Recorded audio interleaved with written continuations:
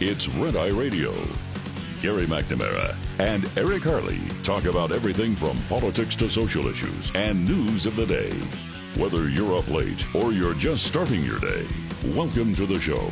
From the Uniden America Studios, this is Red Eye Radio. Hello and welcome. He is Gary McNamara. I'm Eric Harley. Remember, during our show, do not look up at the sky unless you're wearing special glasses. Gary. Well, how are you? It may not make a difference. Yeah. It's supposed to be cloudy, so. Yeah, we're apparently not going to get an eclipse around here. Guess we haven't earned it. Well, coming in, traffic was lighter than normal. Yeah. On a Sunday night. There Yeah, weren't so many far cars so out good. there. Yeah, so all I have to do is get home tomorrow and get home in the morning. Mm-hmm. And then I'm not leaving the house all day because I live where I live in the lake. You just know there are going to be people if it's not cloudy. I think if Well, the further north and east, they're saying the latest forecast said for us for the Dallas area that we might see some breaks in the high clouds. As of Friday evening, that same source that was locally WFAA TV was saying 0% chance of seeing the eclipse because even the high clouds are going to be dense clouds. But then the latest forecast said there might be a couple of breaks in the clouds, maybe. And really, if you want to make sure that you're going to get it, you have to go northeast of here. And they're saying at least to Arkansas. So we're recommending all of the people that came into town, get in your car now and drive. I wasn't out all weekend, but I didn't notice that much. However, a family member at a restaurant was there for quite some time. And there were people there from 4 different states, all of them here for the eclipse. That was Friday. So Friday during the day. But, looks like we won't get a good shot at it either way. So we'll see what happens. They've got rolling lane closures in downtown Dallas between 1 and 2 p.m. So if you're going into downtown Dallas, those exits inbound are going to be shut down. And why? I guess they're saying traffic. I tried to get the story. It didn't. Texas DOT is saying we're going to see rolling lane closures. I guess they're saying that the outbound lanes coming out of downtown Dallas, they didn't say repairs. They didn't say anything. So I'm guessing they're saying traffic or planned closures where, sorry, you can't come into downtown Dallas during this time. Coming out of downtown Dallas, you can get out. Yeah, I know. That's the only question I would still have. Why? Yeah, I guess what they're saying is we can't afford the congestion. DOT can't afford the congestion, but I didn't get the gist of that from the reports that I saw. Congestion. I was on I-30 near downtown Dallas on Saturday afternoon, and it was dead stop. Mm-hmm. Yeah. But it might be crazy on Monday. Oh, I know. It'll be interesting to see what happens and how many people actually came in town or how many people at the last minute canceled saying, okay, we're not going to make the trip if it's going to be cloudy. Mm-hmm. I mean, it'll get dark no matter what. Well, if you've made the trip this far, depending on, let's just say you drove a few hours or more, traveled from a pretty good distance. In order to do this, if I'm doing it and I have Monday off, I'm thinking to myself, yeah, there's no way that I don't on Sunday evening get in the car and go to where I know the sun is going to shine and I'm not going to miss it. I mean, if you've made and we're talking Arkansas's, 5-6 hours away to a good spot. So if I've made all of those plans, spent all of that time and money getting ready for this, I'm probably going to make sure that I'm in the zone of totality under some clear skies. Because the first thing you think of is, why would you close the roads going into Dallas? Who wants to be looking at the eclipse if it happens with buildings in your way. All right, you can leave, but you can't come in. Here it is from WFAA TV, WFAA.com.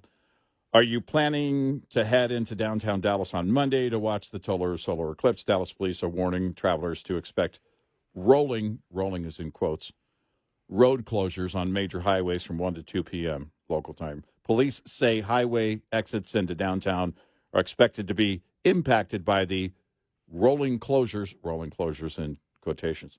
But drivers leaving downtown are not expected to be affected, as exits out of downtown will remain open. So these are going to be coordinated closures, and I guess the closures will encircle downtown Dallas and impact parts of I-35, I-30, I-345, and Woodall-Rogers Freeway, including where it connects to US 75, according to a map that the Dallas police shared with the media. The Texas Department of Transportation warns major corridors in the path of totality, including I-35, I-45, I-10, US 87, US 90, US 281, US 290, and more, could experience traffic congestion with up to 4 times the amount of traffic as normal rush hours in some areas during the eclipse. Why would you close exits that would keep the roads even more jammed?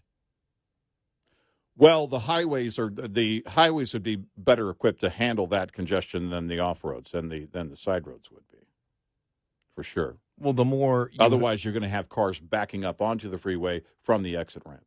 Well, all you're doing is keeping them on the highways. Yes, still keep going is the message. Right. Don't get off here. If there's 4 times the amount normal, then nobody is moving. Nobody's moving anywhere. Mm-hmm. If you close the exits, you're going to have people sitting there for hours upon hours upon hours. Mm-hmm. Well, it would be better to have them on the highway than it would to have them on a much smaller side road, for sure. Yeah, but you're not... Because you have traffic lights and everything else backing that traffic up. But you at least have the ability to move traffic. Traffic is at least moving in some way. Well, I think they're saying it probably wouldn't. It would be you would be bogging up both the side roads, which aren't equipped to handle that load of traffic, and the highways. You're just putting that better on the highways. Okay, yeah, because you can keep the highways going. The explanation doesn't cut it for me if that's what the explanation is. Mm-hmm. Doesn't make any sense. Well, it does make sense if you're looking at a smaller 2-lane side road. It's not, and with traffic lights, it's going to get backed up onto the exit ramps pretty quick. Well, we know that it's going to be packed everywhere. Mm-hmm. But all you do is if you close all the exit ramps, you're going to have massive traffic. If you have 4 times, if they're saying 4 times the amount from normal traffic, mm-hmm. which is already jammed up if you're into Dallas at that point, mm-hmm. nobody's moving anyway. I mean, whatever. Spend enough time on it. We'll see what happens tomorrow. Yeah. Yeah, I think it's again, if you've got 4 or 5 main lanes, they're equipped to keep that traffic moving. That's a greater chance of you moving than getting stuck on a side road with traffic lights, for sure. Well, I don't know how it moves if it's 4 times. Just like I said, well, it may be moving Saturday afternoon on I-30. It was so slow. Mm-hmm. You were dead stop trying to get into downtown Dallas to begin with. I mean, which is normal traffic mm-hmm. that you have. If you have 4 times the amount, nobody's moving anywhere. Mm-hmm. Right. So it'd be interesting to see what happens. Yeah. I think they're saying don't also clog up the small roads. Yeah. Don't come into the areas that aren't designed to handle this kind of congestion. So that makes sense. What got to me over the weekend was you had 14.2 million people watch the women's Final Four the other day. Most people that ever turned in for a basketball game. I don't know. Now, the Saturday game that South Carolina beat Iowa, and those numbers aren't in yet. But for Friday night, 14.2 million. All I have heard coming from the media and coming from the teams and the coaches is how great this is for women's basketball. Mm-hmm. Women's basketball. Women get the opportunity, and then, boom, this is what you get. People can be really interested in women's basketball and women's basketball and women's basketball and women's basketball. So then Dawn Staley gets asked on Saturday about transgenders. She's all for transgenders playing women's college basketball. Right. Let the men play. Let the men come in. I'm just like, is this delusional or what? I mean, it was just absolutely mind-boggling that here you have one of the greatest moment in people's interest in women's sports, in college basketball. I didn't get a chance to watch it yesterday. I did watch some of Friday's game, but all the teams, totally solid, great fundamental basketball, fun to watch. And all of a sudden, there she is talking about the fact that, let me just read the quote here. As Staley and the Gamecocks prepared to play the national championship game on Sunday, you had a reporter from Outkick ask Staley whether she thinks males identifying as women should be able to play women's basketball. After a few moments, she replied, "If you're a woman, you should play. If you consider yourself a woman and you want to play sports or vice versa, you should be able to play. That's my opinion." Then the follow-up, do you think transgender women should be able to participate? Oh, that's the question you want to ask. I'll give you that. She replied, yes. So now the barnstormer people are going to flood my timeline and be a distraction to me on one of the biggest days of our game. And I'm okay with that. I really am. And they asked the Iowa coach. He just said, I'm not going to, get into it. I'm just not going to get into that. You mean you can't even just say no? Right. Is it? And it's interesting because let me just get to some of the here's just some of the comments to her.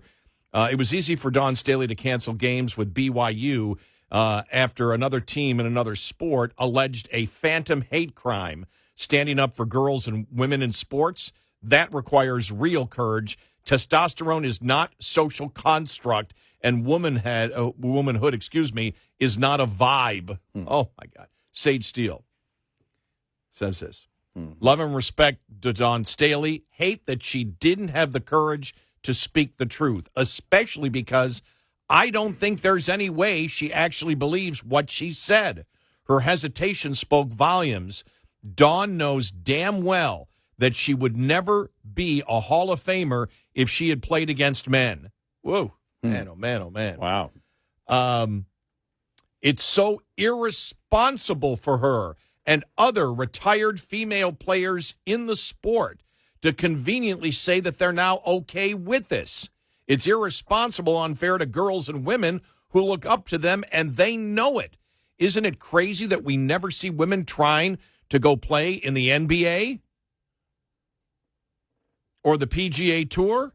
This is all so sad. Hashtag science, hashtag save women's sports.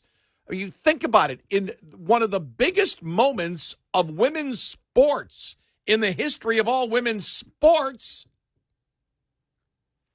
and the coach of the winning team, 37-0, one of the best women's basketball teams, probably college basketball teams of all time.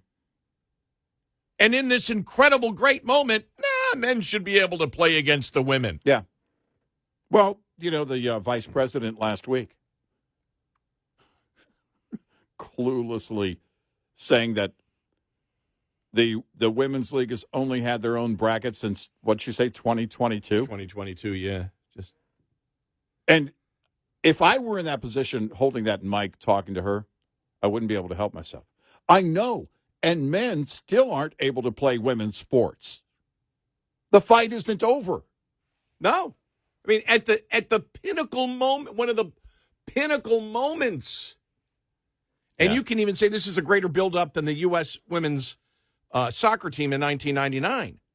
Because this is just they did have a great tour. But, I mean, this is just, for women's basketball, this is probably the biggest moment of all time.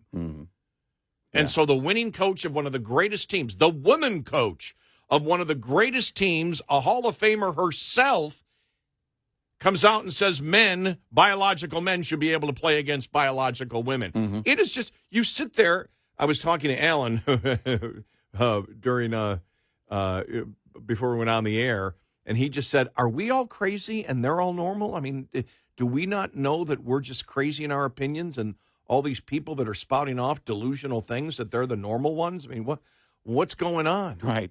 I mean, because it's just so incredibly bizarre that someone like Dawn Staley just, I have no problem betraying women. Right. And I know people are going to, well, do you know what she's done? That's my point. I know what she's done. Mm-hmm. And I know what she's done and how she's talked about women's basketball. And she came out and, said, Caitlin Clark, one of the, greatest of all time. It was, very complimentary and just talking about women's basketball and what a great moment it is. And I think guys should play too. What the hell? This is where we are. It's absolute. Now, Sage Steele, by saying that, which she said, I don't think she believes that. Is that because I have to ask the question, and these college campuses, does the DEI require that you do that? And if you don't, you could get fired for cause. That's a great question. It's not any longer, is it not peer pressure? It's actual, this is policy. Is it policy now? Is there fear that because of DEI policy that you could be officially reprimanded, that there's something could happen to you? Well, you could be fired for cause and not collect your contract. Right.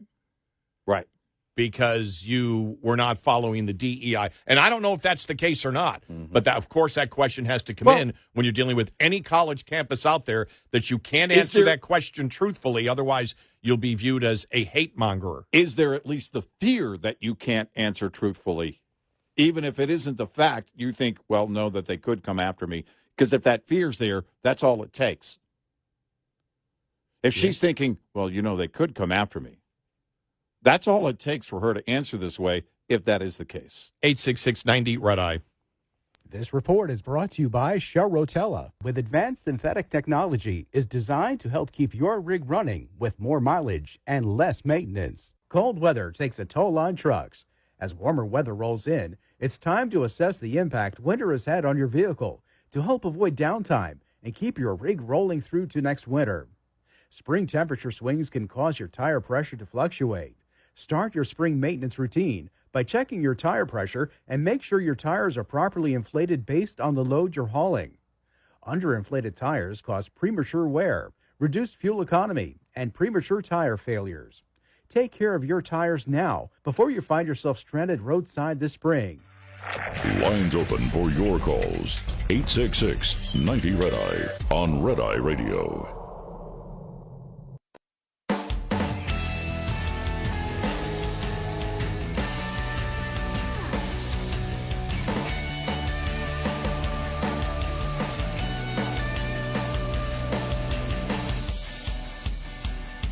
It's Red Eye Radio. He is Eric Harley, and I'm Gary McNamara. Well, I'll say this. A lot in the conservative media just blasted the administration on Israel. We'll get to that. And,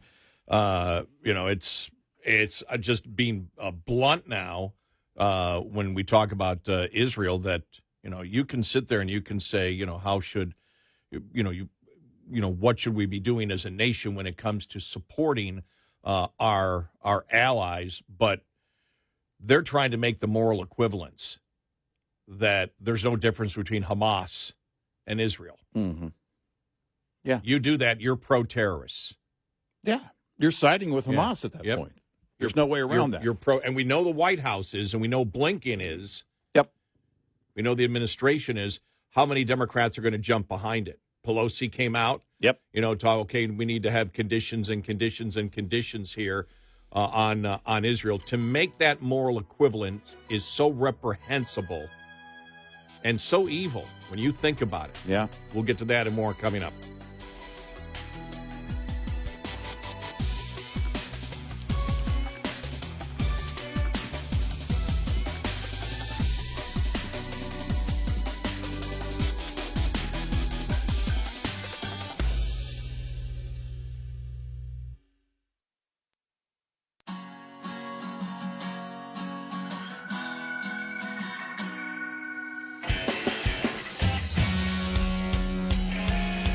Autonomous individuals in unison. Gary McNamara and Eric Harley on Red Eye Radio. And he is Eric Harley, and I'm Gary McNamara. Good morning. Welcome. Thank you for being here. All right, I do have the audio cut I wanted to play of Dawn Staley from South Carolina, the coach of South Carolina, the women's team, and the question that she was asked on Saturday. And it's really unbelievable because it is it was one of the greatest pinnacles of women's sports ever in the United States. Yeah. And there she is on Saturday advocating for men being able to play women's sports. It's absolutely it's unbelievable. And you can hear her pausing here. Yeah. Listen to the hesitation here. And that's why I think Sage Steele said, I don't think she believes it. Yeah. She goes, but as was pointed out, that's even worse if she doesn't believe it, but still saying it. Right. If you don't do it, just say, we're not getting into any of the political realm here. We're just dealing with this game. Right. That's how. Right. But I'm only going to comment on this game in this season. And now, I still would have been critical because that's what the Iowa coach did, really deflected it. It's like you, as one of the leaders of women's basketball at one of the greatest moments of all time for women's college basketball, and you can't say, as a women's coach, and Dawn Staley is a former great Hall of Fame player, you can't say no, men don't belong in sports. Think about how bizarre that is.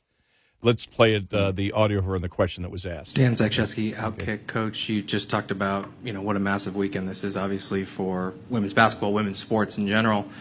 One of the major issues facing women's sports right now is the discussion topic about the inclusion of transgender athletes, biological males, in women's sports. I was wondering if you would tell me your position on that issue. Damn, you got deep on me, didn't you?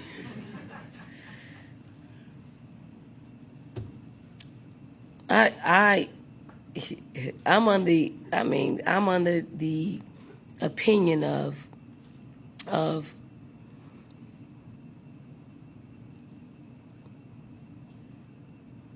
if you're a woman, you should play. If you consider yourself a woman and you want to play sports or vice versa, you should be able to play. That's my opinion. You want me to go deeper? Okay, and I was just pausing for a second because she really didn't answer the question. No. Because his question was, should transgender women play women's sports? Should biological men be able to play? So he does what we've always asked. He follows it up with the specific question. Here we go. Do you think transgender women should be able to participate that's your question you want basketball? Me to ask. I mean, you want to ask, so I'll give you that. Yes. So now the barnstorm of people are going to flood my timeline and be a distraction to me on one of the biggest days of our game, and I'm okay with that. Doesn't seem like you are. Doesn't sound like it. Think, how bizarre is this? I finally did get an email over the weekend. Because I said we never get challenged on this. Nobody ever brings. And you know what the question was? She wrote to me. It was a woman who wrote to me and said, "Do you have any transgender friends? You should get to know them before you judge them." Now, does that even apply to what we're talking about? No, it's clearly a new listener. We have said many times that it isn't about the individual, it's about the agenda. Yeah, it's about the agenda. It doesn't matter if I know 1,000 transgenders or 0. How an adult lives their life is not up to me. Right. That's not the question. The question is not, as we've stated, I have great sympathy for anybody who, we know. In fact, one of the things that's being promoted is you cannot talk and even ask about, question anything about the radical transgender movement. Otherwise, you're transphobic because the suicide rate is so much greater and you may be causing somebody to commit suicide. Right. Well, that means there's tremendous mental challenges here that should be addressed because that isn't an answer. The answer should not be, no, you need to lie because somebody might be that mentally unstable that they will commit suicide over your comments. Mm-hmm. There's a big problem there that needs to be addressed. In fact, I believe there's a lack of compassion on that side. Yeah. Well, there's a lack of compassion because there is no effort and seemingly no concern to deal with the underlying mental health issue. And it is to an extent that it should not be ignored, yet the left chooses, in fact, goes out of their way to ignore it. And I don't know how you can call yourself caring and ignore it and say, that's not what we need to address. You hear the hesitation here. There is pressure coming from somewhere that has her saying what she's saying. Or the possibility that it is what she believes and she just doesn't like to say it. I guess there's that possibility. It's hard to know. I can't read her mind. But it sounds like something is pressuring her to say what she said. It took her a minute to say it. Those pauses aren't conviction. It's the opposite.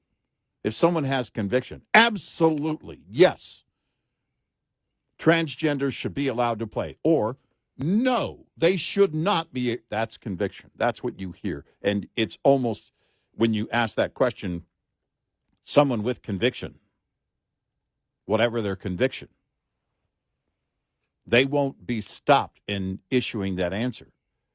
This sounds like pressure. Again, there is the possibility that she does believe what she said and she's afraid to say it, but it sounds more like she's being pressured to say it from wherever that source of pressure is coming from. And I think you bring up a good point.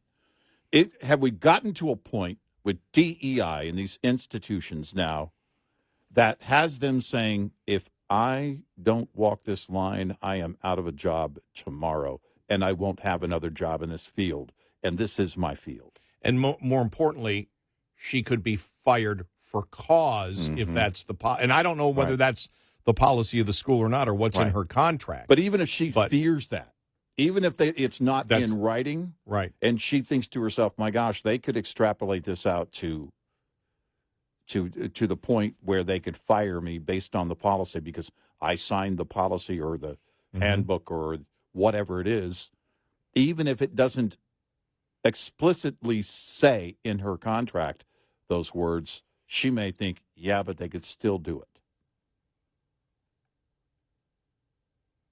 It's a problem. One way or the other, it's a problem. Oh, yeah. Because you have all this celebration of women's sports, women's basketball, as you should, and you have the agenda at the door. Riley Gaines, of course, responded, Don Staley knows perfectly well that men's basketball is a totally different sport than women's basketball. That's obvious by the speed of the game, the size of the ball, the sheer amount of layups compared to dunks when a player gets a fast break. Yeah. But it was just, to me, you shake your head. You know, last week it was the National Organization of Women coming out. And again, to that, I think it was Wendy who wrote to me, who I personally know and what I think of people has nothing to do, because I judge people on a one-to-one basis. I don't judge. I don't practice identity politics. So it's not, for you to say, basically that if I don't know any transgenders, that makes my opinion somehow false, would be ridiculous. Right. Because I could and find extremely interesting and dynamic probably hundreds of people that claim they are transgender. Wouldn't change my opinion at all, because my opinion is not on their personality. No. And it's not on, what they may be particularly going through. It is about science. Yeah. End of story. Right. Chromosomes. End of story. Mm-hmm. It's about science, has nothing to do with any personal relationship that I would have, friendship, whatever, with anyone else. And I would also ask then, look, If you're supporting this, then you support the end of Title IX, do you not? Yeah. But I expected that kind of response because that's what you get. I mean, that's sort of the same thing of when we have gone after judges who we don't believe are following the law. Well, you're not a judge. Mm-hmm. It's like, okay, I can't have a comment on the radical transgender movement unless I look favorably on people that I know that are transgender. Right. It's like, stop it. Stop being stupid. Don't be stupid. All right, that's stupid. It doesn't change the argument in the debate on the agenda. No, it doesn't at all. And it never will. It never would. It doesn't lend knowing whatever number, I don't know, would be required to build credibility in any person's mind. Doesn't actually build any credibility. No, it doesn't. And it also doesn't diminish your credibility if you know zero. It's about the agenda itself. It's about the science. It is about Title IX. It's about all that's at stake here in women's sports. Because you assume that everyone who that's on the agenda and pro-agenda and wants to play in women's sports, you assume who they are. We don't know that. Yeah. We don't know that. And the fact of the matter is the science negates everything. I understand. It's just a way to deflect, but I thought it was interesting because we really don't get any, for years we've been talking about the radical transgender movement with very, very little response back. Right. I'm always amazed at how, I guess, blunt we have been on it for the longest time before anybody else was on it, and we never got any blowback or much feedback. Well, it was amazing for that topic being people were afraid to talk about it and still are afraid to talk about it. I think that this might be an example of somebody who's afraid to talk about it because the blue wave of intimidation, as we call it. Well, and it's like then the next question would be, well, do you know any children who want to decide for themselves to remove their own genitals? No, you're then if you don't know any children, then you can't say that it's wrong for children to do that. Right. Well, that's absolutely false. The agenda is what is at work here. How adults live their lives, how an individual lives their life, is none of my business. How we change the rules and the science is. Because once you start changing the rules and the science, then everything is off. 866-90-RED-EYE. Get in touch with Red Eye Radio, toll free at 866-90-RED-EYE.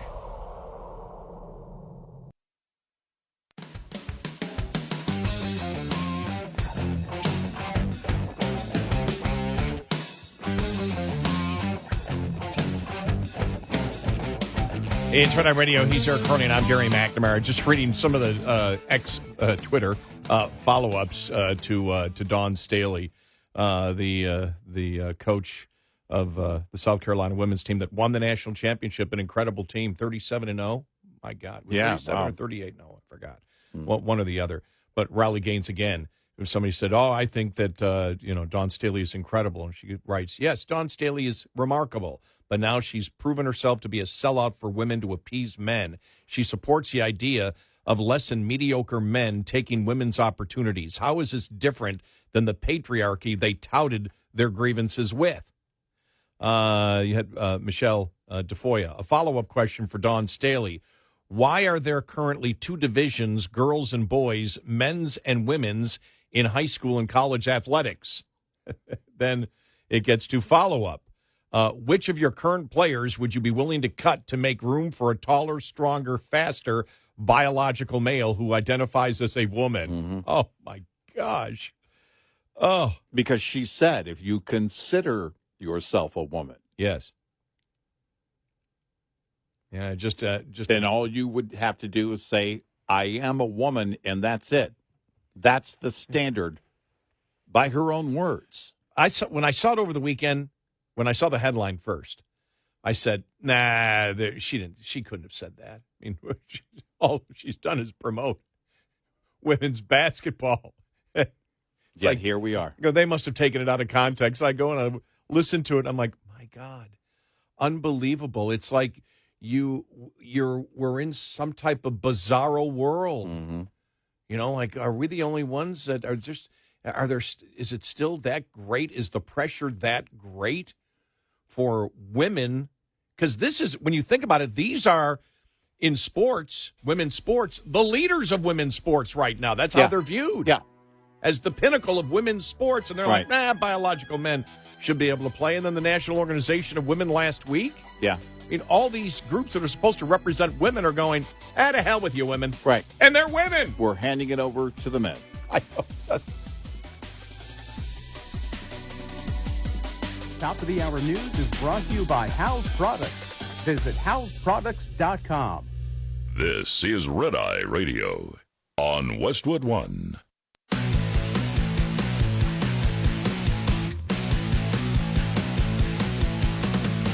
Now, it's Red Eye Radio. Gary McNamara and Eric Harley talk about everything from politics to social issues and news of the day. Whether you're up late or you're just starting your day, welcome to the show. From the Uniden America Studios, this is Red Eye Radio. All across America and around the planet, we are Red Eye Radio. He is Eric Harley, and I'm Gary McNamara. Good morning. Thank you for being here. Eric, when we talk about inflation, you and I have often said that you really don't get a picture of inflation when you say, let's just take an average of all the prices, and you come out with a particular figure. Right. And we've said we really like to see some research on the things that people actually buy. Mm-hmm. You go out there and you look and you say, okay, what do people actually buy? And you and I had made the case that when you look at housing, for example, when you look at homeowners insurance, when you look at auto insurance, when you look at the cost of cars, I mean, those are the two biggest things, housing and automobiles, that you'll buy, in your life. Mm-hmm. And we have stated those are things you almost have to have. And so those prices have gone up significantly. And in the, in groceries, we've also said that's something that people buy every single week. So they see it. And we hear things like 19% across the board. And we said, well, what would it be for what people actually buy? Wall Street Journal did it. And they looked here at the things that Americans buy the most. According to the Wall Street Journal analysis of Nielsen IQ data on the prices of everyday food such as meat, vegetables, starches, and snacks, Americans are facing a dramatic increase across all categories. You look at the average grocery list that an average of the things that Americans actually buy. It is up 36.5% compared to 5 years ago, before COVID hit. Well, when the thing that we've talked about with like certain reports that come out that are always, the report for last month, the American consumer sees this over and over again. You see, they experience it. They know what's going on. They're comparing it. We're going back to, 2019 here. Number one, advantage Trump. Number two, the big question, when does it end? That's what the American consumer wants to know. The jobs report. Huge news on Friday morning. Oh, my gosh. Look at all the jobs created. They're part-time. They're part-time gigs. What does that tell you? Exactly what we laid out. That we were still going to our credit cards at Christmas season, but eventually after the first of the year, there comes a time you have to pay them. And we're at that point now with, again, record high personal debt, revolving credit accounts. And it's well over $1 trillion collectively. And the cost of everything Still not coming down. The prices won't come down. The only hope is that there's an expansion of wealth and greater buying power eventually. So the only thing you can do is go out and get a second job, third job, whatever it might be, to make ends meet. And there's no way around that. You talk about, in some cases, 35, 40% increase in these items that we're buying, that we're actually buying. That's the kind of thing that, again, I don't know how you come back from it without a massive wealth expansion. And I don't see that happening. One of the reasons we talked about last week. We don't have the manpower to expand the wealth in the way that we would need to expand the wealth for every family to rise back to the point of getting that kind of spending power. Yet the left still keeps doing what? Number one, spending, directly related, of course, to inflation, but also regulations, mandates, outlawing certain behaviors. They're trying to save the planet. That's what they want you to believe. But what they're actually doing is killing families in terms of their ability to make it, to stay above water. American families are drowning. They're below water, and the only answer is work more, work more, work more. And I don't even know where the return on investment line or threshold would be, because you take on a second job. Well, you got to make preparations. If you have young children, someone's got to be watching those children.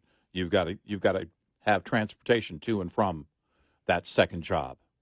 So you look at the net income on a few extra hours a week.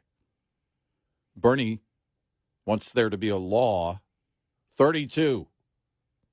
That's going to be the new full-time work week, 32 hours. Are you kidding me? Well, that's so you can work two full-time jobs a week. No. There's a great point, because it's not going to become law where you work 32 hours a week and get the same amount of pay. Nope. There's no way you can mandate that. Nope. If you mandate 32 hours, you're going to get 32 hours of pay unless you can prove that you are more efficient and get more work done in 32 hours than 40. Right. The government can't set the value of any worker, of any role in the workforce. The marketplace does that. And you can hate that and cry about it all you want, but it's the truth. The marketplace determines it and redetermines it all the time. And what may have been a great-paying job years ago is no longer a great-paying job, no longer in demand, or vice versa. There could be jobs that people didn't think of years ago, and now they're in demand to the point they can't get them filled. But the fact of the matter is the government doesn't have the ability to set that value in the workplace of any given role in the workplace. Looking at right here, the report shows, however, that the jobs economy continues to follow a pattern that began in December of last year, namely full-time jobs are disappearing, and the job growth reported so enthusiastically by the media is virtually all part-time jobs. Yep. Moreover, nearly a quarter of the new payroll jobs are government jobs. Yep. If we look more closely at this report, what we really find is that the total number of employed persons has actually fallen by 400,000 jobs in 4 months, and that 1.8 million full-time jobs have disappeared over the same period. The establishment survey report shows that total jobs, both part-time and full-time, increased month over month in March by 303,000. That establishment survey measures only total jobs, however, and does not measure the number of employed persons. That means even when job growth comes mostly from people working multiple part-time jobs, the establishment survey shows big increases while the total number of employed persons does not. In fact, total employed persons can fall when total jobs increase. Yeah, right. Because you're just picking up another part-time job. Right. And keep in mind, too, that if you're working like for a temp agency or something like that, and you go to 4 different work sites in 1 month, they count that as 4 jobs. It's only one person. And so, the math is flawed deeply. But, they just like with the EV mandates, what you can't mandate is demand. And that demand is what drives the value of any given role in the workplace. That, okay, we need people like this. We need productive people. I mean, however you measure that productivity in whatever role it is, but productivity overall is what is measured. And that's what creates that demand. That demand the government can't set what that demand is. They just can't. Falsely, they try and manipulate demand. That's all they can do. They can't, I equate it to a coach and a track runner. If an Usain Bolt is naturally gifted and is inclined naturally to run fast, that's one thing. A track coach could stick their foot out and trip him, but they really can't. They can coach him on a few things, but his natural ability takes that on. The government can only come in and put their foot down and regulate things and put their foot in front of the economy and try and manipulate it, and they do that far too often. Those are some of the things, by the way, that the next president, if it's Trump, he can come in and he can correct administratively starting day one. But long term, we have to make a choice as a nation what we're going to do, if we're going to be a productive nation or not. And the left is hell-bent on no. Well, they making the case, a lot of economists, that the recession in full-time jobs is here. Yeah. That really the full-time jobs are disappearing and people are picking up multiple part-time jobs, which really was interesting. And like I said, a quarter of the job growth was government jobs. Right. Yeah. And nothing in manufacturing. Yeah. So I saw that too. Yep. And so you see this, this report. It was not good news. It is not a good thing. We're the most productive worker on the planet. Americans are the most productive workforce collectively, and the world knows that. What stands in our way? Policy, fiscal policy, energy policy, the fact that we insist every few years on, again, sticking our foot out and blocking it from being as good as it can be. Some of the analysis looking at total growth in employed persons versus total growth in jobs, we find there is virtually no growth in employed persons in spite of the constantly rising totals of jobs. It appears the job growth we do see is overwhelmingly part-time jobs only. Over the same 8 months that total employed persons has stagnated, a total jobs increase and total jobs increase 1.7 million. We find only growth in part-time jobs. Since August of 2023, total part-time jobs have increased by 1.4 million. During that same time period, full-time jobs fell by more than 1.3 million. That is, net job creation during that period has all been part-time. And you think about it, I mean, having a family, even if you don't have a family, even if you're younger and you're living on your own, you don't have a family. This is your time and efforts. This is your work. It's being required more of you because a choice is made. And we can choose to go down a different road as a nation. We can change this. This didn't happen because of some, organic situation in the workplace or in the job market. It didn't happen because of a massive natural disaster. But even folding COVID into it, the man-made problems from COVID affected the economy much worse than the actual COVID virus ever did. And all of those facts have us asking, basically, and I've been looking at this, November 5th of 24, it's a crossroads. We can decide. We can decide between being radical or not. We can decide being pro-growth or not. Period. 86690 Red Eye. Brought to you by FPPF, Fuel Power Max. Smart owner-operators make every single week as profitable as possible. One trip is not enough time to be considered profitable or unprofitable, and an entire month may be too much time to manage. 1 week is the right amount of time to deal with efficiently. To do so, look at the advantages and disadvantages of every day of the week. Match trip length to the optimum day of the week. Plan to deliver on the day you have the best opportunity of getting a load. Your personal weekly plan will vary depending on the weekly delivery flow cycle of your region, typical length of haul, personal requirements, and other factors. What's important is to have a specific weekly plan that helps you be successful. Owner-Operator Business 101 is provided by Overdrive's Partners in Business program. Go to overdriveonline.com to the Partners in Business section of the website for more details on this and many other topics. Brought to you by Shell Rotella, with advanced synthetic technology is designed to help keep your rig running with more mileage and less maintenance. We'll be right back with more Red Eye Radio with Eric Harley and Gary McNamara.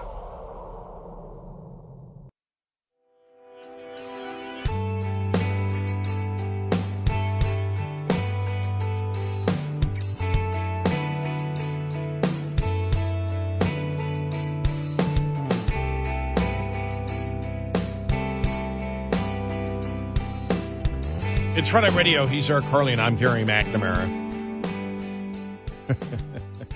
Is Robert Kennedy Jr. becoming just a troll of the left? It kind of seems like it. Pretty much since the point that he announced his Veep, it really has seemed like he's just trolling the left. But, it'll be interesting to see how many vote for him over Biden. Because, I mean, I think it's clear now, especially since his Veep pick, that he'll be, if he takes from any candidate, he's going to take mostly from Biden. Well, when he came out and said that, January 6th, there's very little evidence of a true insurrection there. Right, yeah. That just drove the left nuts. Right. We've always stated there was no evidence of an insurrection. Right. None. Probably by the lack of guns and ammunitions would be the first. I would think that would key. be number one, yeah. Or Right. any type of conspiracy to Right. arm people to actually have an insurrection. Right.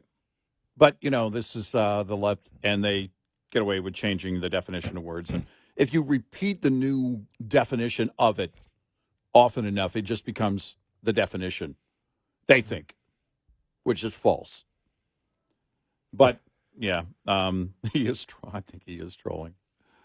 I oppose Donald Trump and all he stands for, and still I am disturbed by the weaponization of government against him. No way around that. Well, I mean, if you're somebody who is just observing what's going on, and you're saying, I'm not going to allow my biases to get, to get in my political biases. I'm going to look at the justice system as a whole. Mm-hmm. And you look at what's been done to Trump. Of course, it's lawfare, as they call it. Instead of warfare, it's lawfare. Is it making up crimes? Yeah. Yep. Yeah, they're making up crimes. Right. The fraud in what we saw with Trump in the civil trial, there is no fraud. Right. And it's reprehensible. No one claiming he committed fraud against them. The whole Bragg thing, they can't even put together what the law is on that one. I can't believe that one hasn't been dismissed. That one from day one. What was it? It was the day of Trump's arraignment, and the liberal media was like, they were even going, what's the law here that we're citing? What is the law that he broke? Right. Nobody can find it. No, it's like, give us a minute. I mean, it's after you have what you had with the whole Russian collusion hoax and the special prosecutor Mueller. Mueller's assignment was, hey, go see if you can find something. And that's the approach. Well, we'll convict now and then ask questions later. We'll indict now, ask questions later. We'll come up with something. That's Bragg's approach. The civil case. No complainants, no banks or insurance companies came forward saying, hey, look what he did to us. None. Didn't matter. And the RICO case in Atlanta, well, right. we've seen where that, my gosh, where that has gone. Right. And so, and if Donald Trump wins, that's one of the reasons, because people believe there's a two-tier system of justice. Yep. And if you can go after a former president, then who is safe from the government? Right.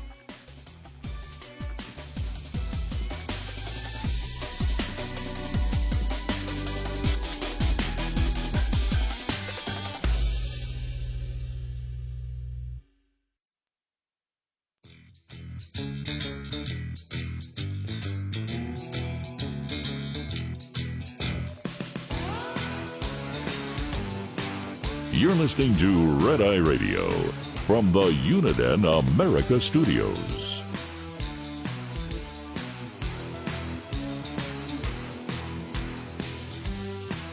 It's Red Eye Radio. He's Eric Harley, and I'm Gary McNamara. So just going through a couple of different stories here. You saw that Donna Brizile yesterday on ABC's This Week.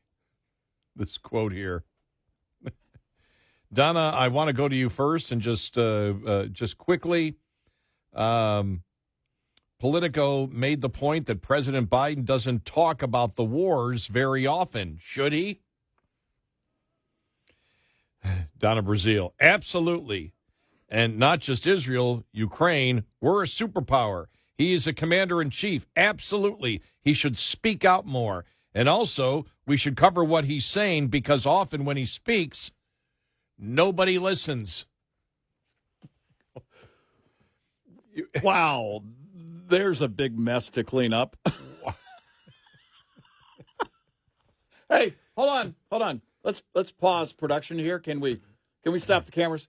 Can we start over and give her another chance here? Because But wow, this is, I would love to see this. Mm-hmm.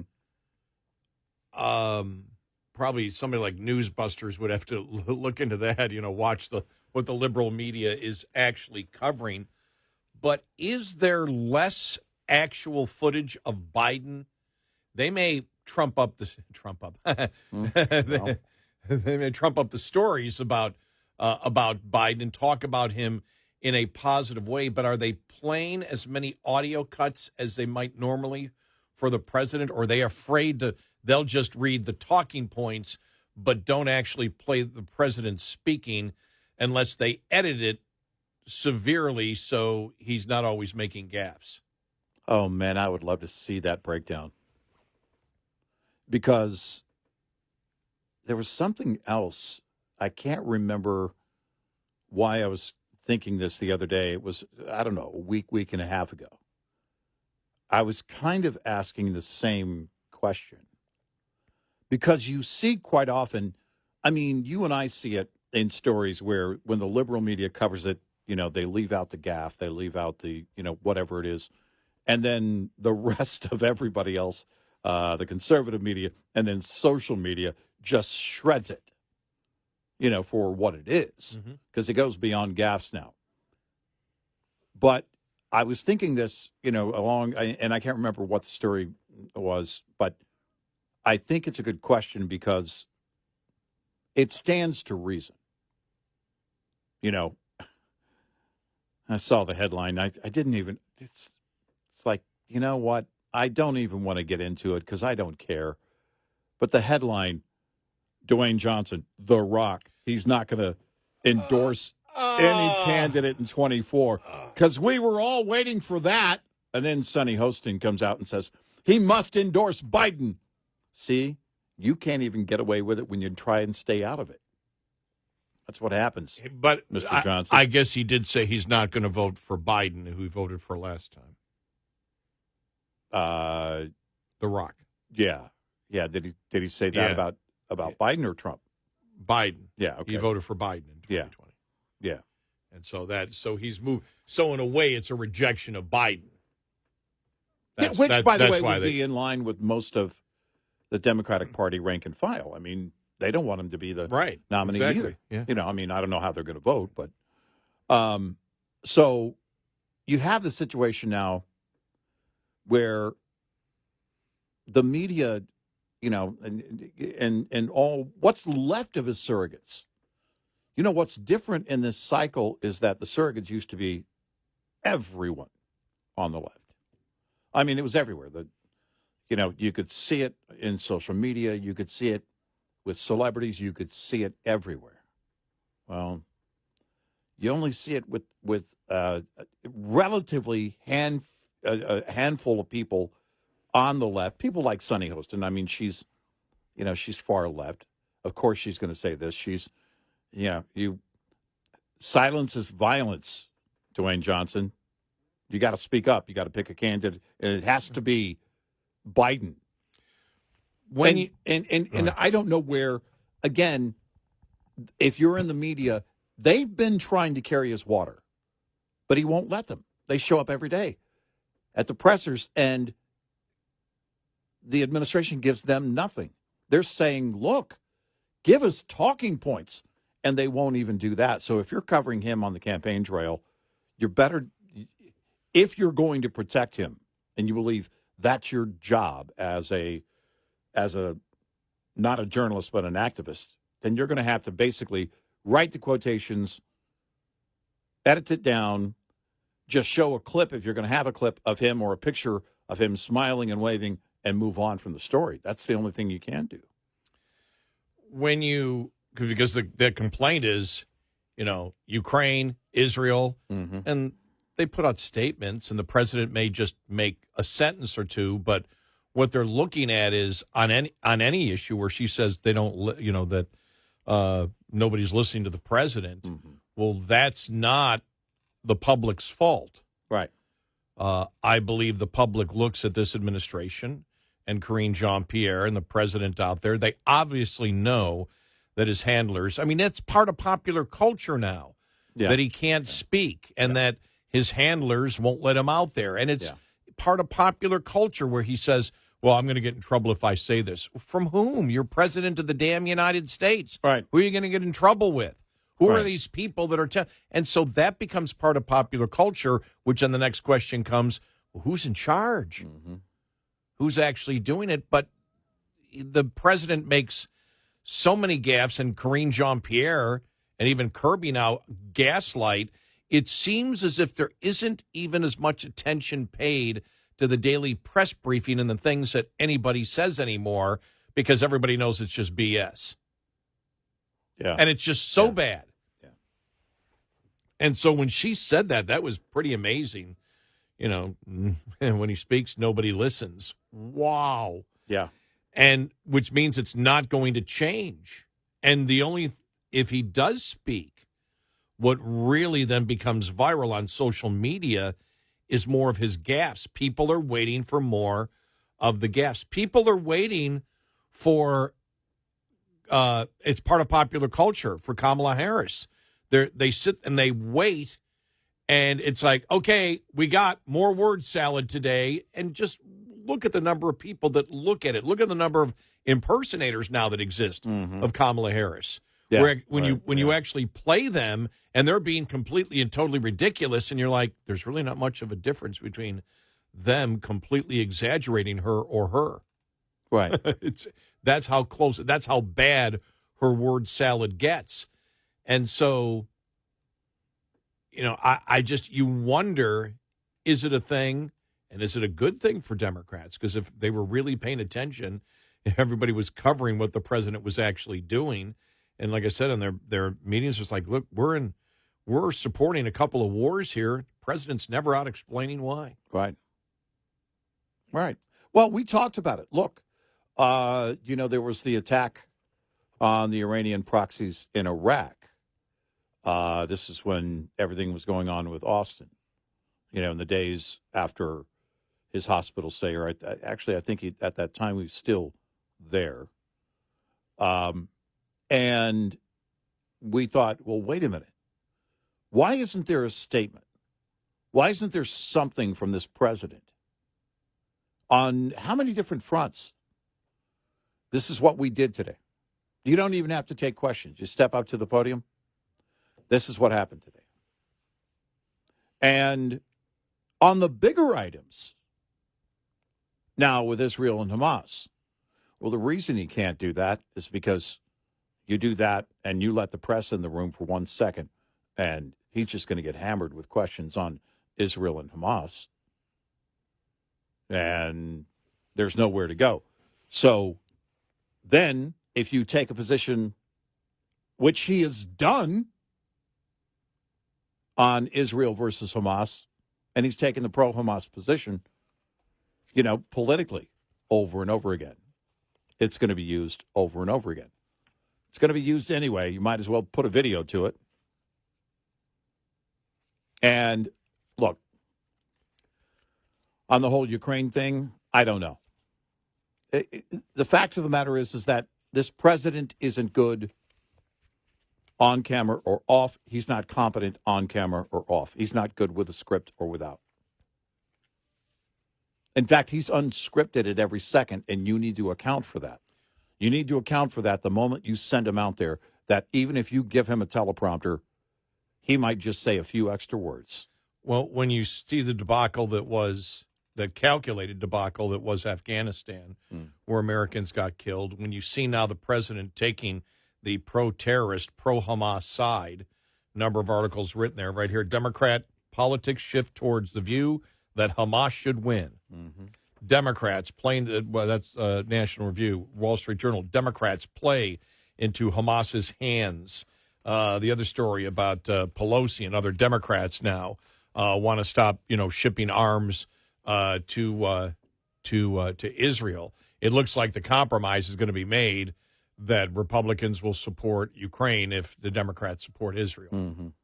So it looks like in that funding thing, but that's a different story. That's a different story than taking Hamas's side, as Democrats are now doing. Right. And there's no way you can defend that with the American public after October 7th.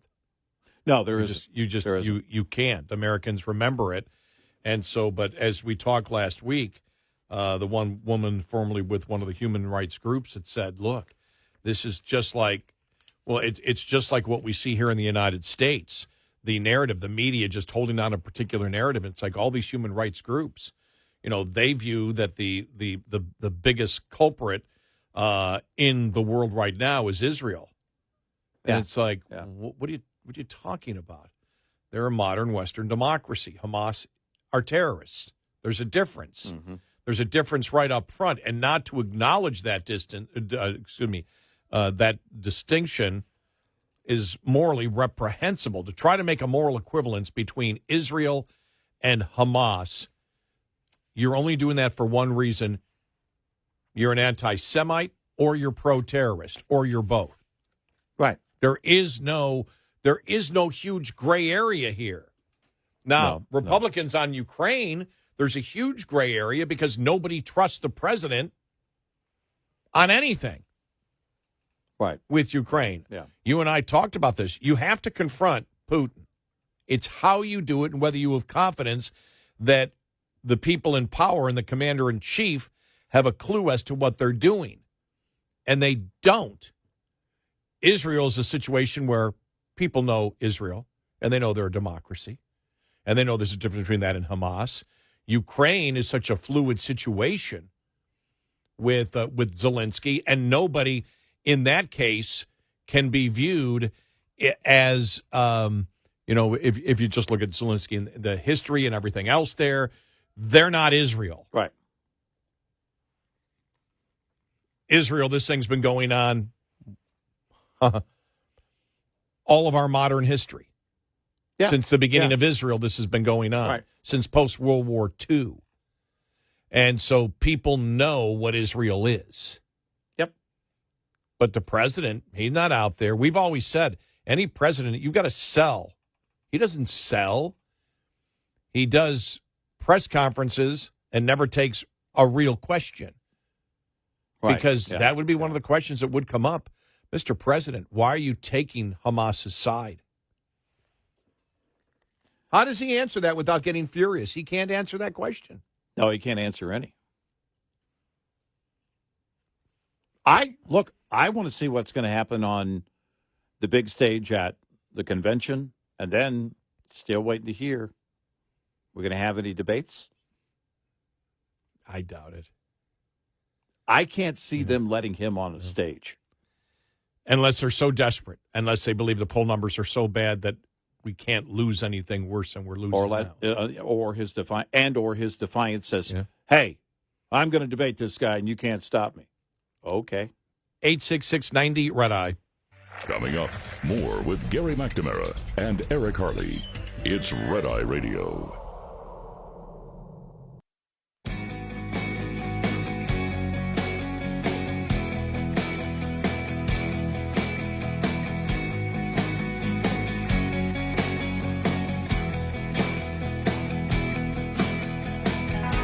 It's Red Eye Radio. He's Eric Harley, and I'm Gary McNamara. I love this headline here. We'll get to the story. San Francisco proposal would allow lawsuits over grocery store closures. It's San Francisco attempting to keep grocery stores open by telling them you need to give 6-month notice if you're going to close. Wow. Just idiots. I mean, they just... Yeah. Okay, well, let's make sure. What are the regulations there? All right, it's already a tough situation. Okay, I guess we just won't build if they're going to throw that type of regulation on us. Right. I mean, it's just, wow. Yeah, we'll all get out before this were to have taken effect if they were to get it done. Yeah, we'll just get out now. Bye. See ya. Oh.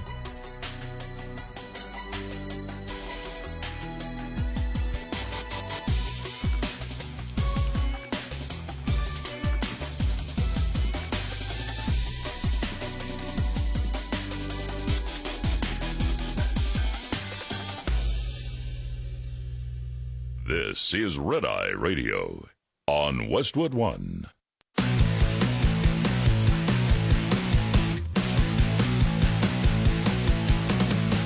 Now, it's Red Eye Radio. Gary McNamara and Eric Harley talk about everything from politics to social issues and news of the day. Whether you're up late or you're just starting your day, welcome to the show. From the Uniden America Studios, this is Red Eye Radio. All across America and around the planet, we are Red Eye Radio. Welcome and good morning. Thank you for being here this morning. Thank you. You know, one of the most interesting pieces of political news over the weekend got some publicity, but really not a lot. Governor Ron DeSantis believes Democrats don't stand a chance in the Sunshine State going forward. This comes as reports indicate registered GOP voters in Florida now outpace Democrats by nearly 900,000. Wow. You're talking about a million-plus voter registration shift. DeSantis told Fox News over the weekend, saying that older numbers indicated Republicans were behind behind the Democrats by nearly 300,000 voters in 2018. He said part of that, I think, is response locally where people are more likely to switch from Democrat to Republican in Florida, non-party to Republican, and vice versa. That's been an important component of it, but I do think that migration is skewed amongst people who come to Florida, not because they want to change the policies to reflect Illinois or California or New York, but because they appreciate how Florida has done it differently from where they are coming from.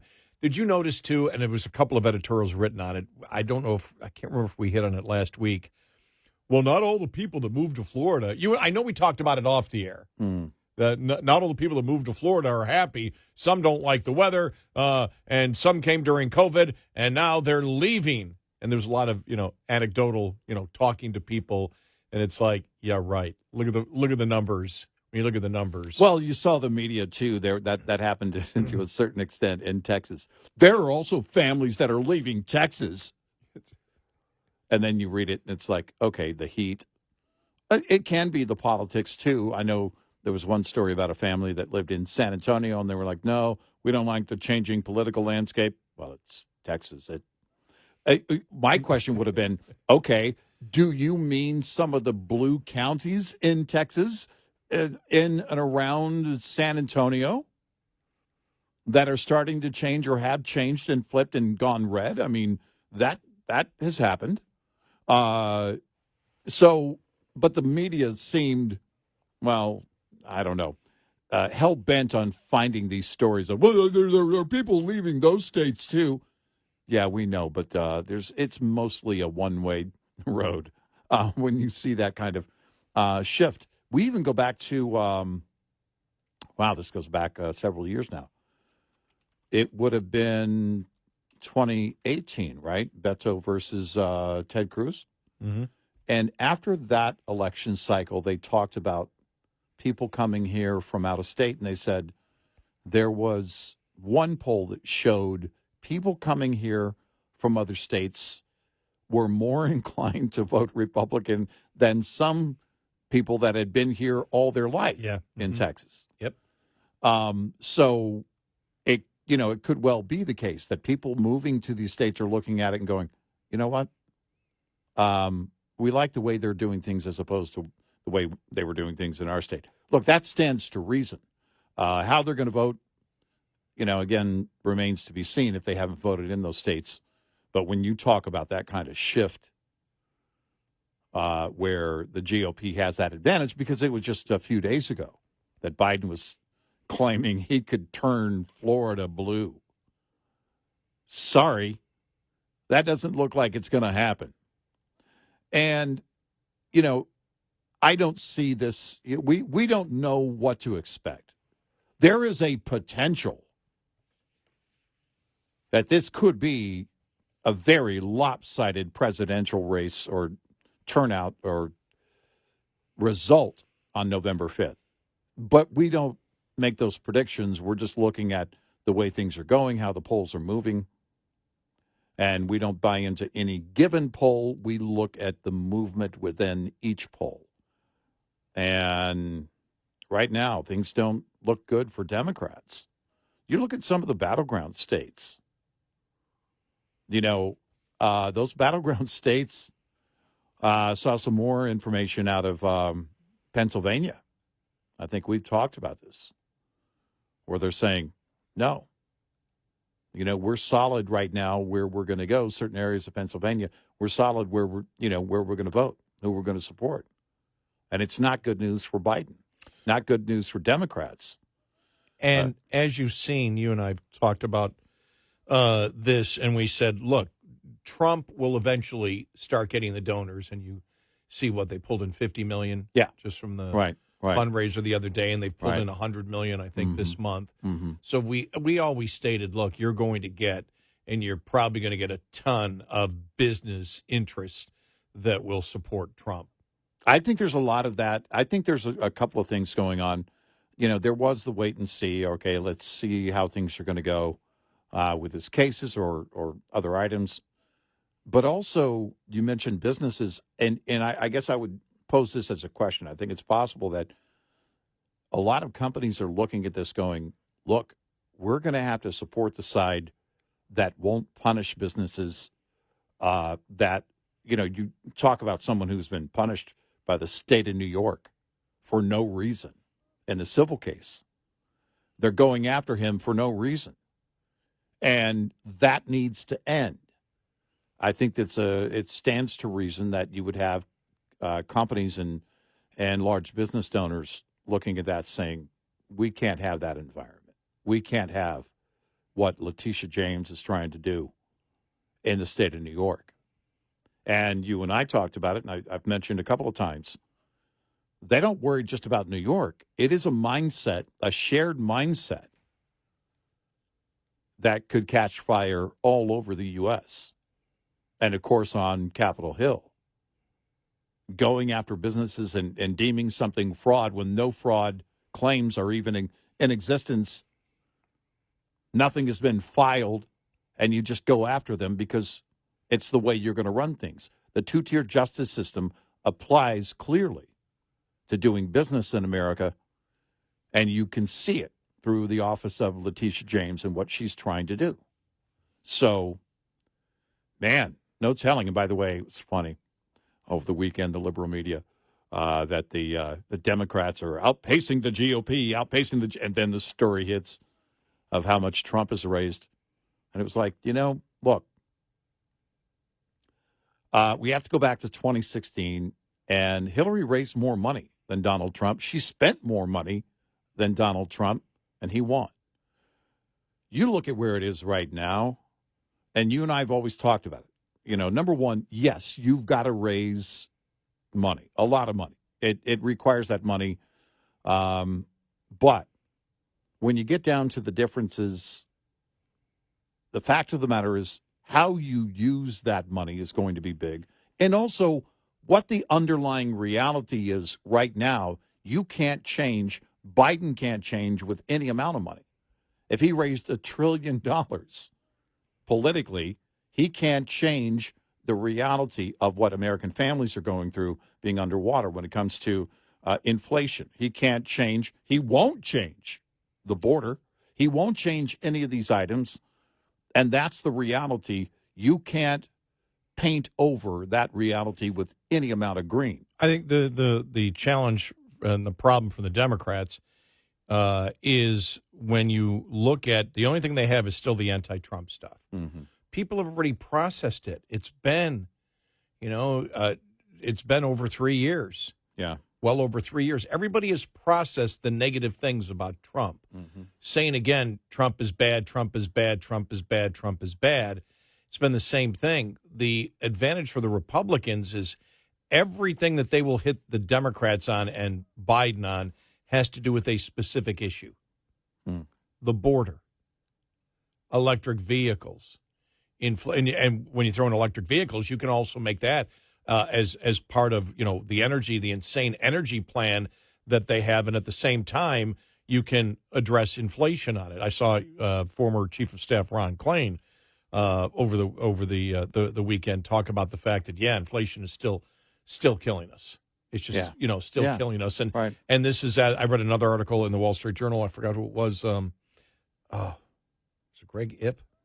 Was saying, well, the economy's gotten better by any way that you look at it. It's getting better, and the people just don't. It's like, sorry, you can say whatever you want. You cannot, if you can't stop inflation.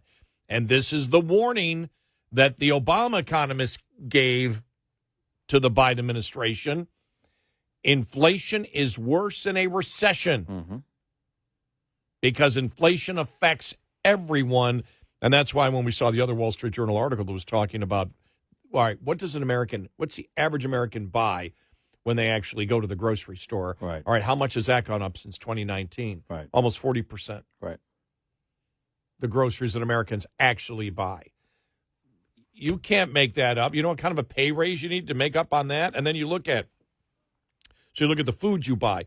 You look at housing insurance. You look at car insurance. You look at the cost of vehicles that have been accelerated because of the subsidies for electric vehicles and the fact that the companies are losing so much on electric vehicles that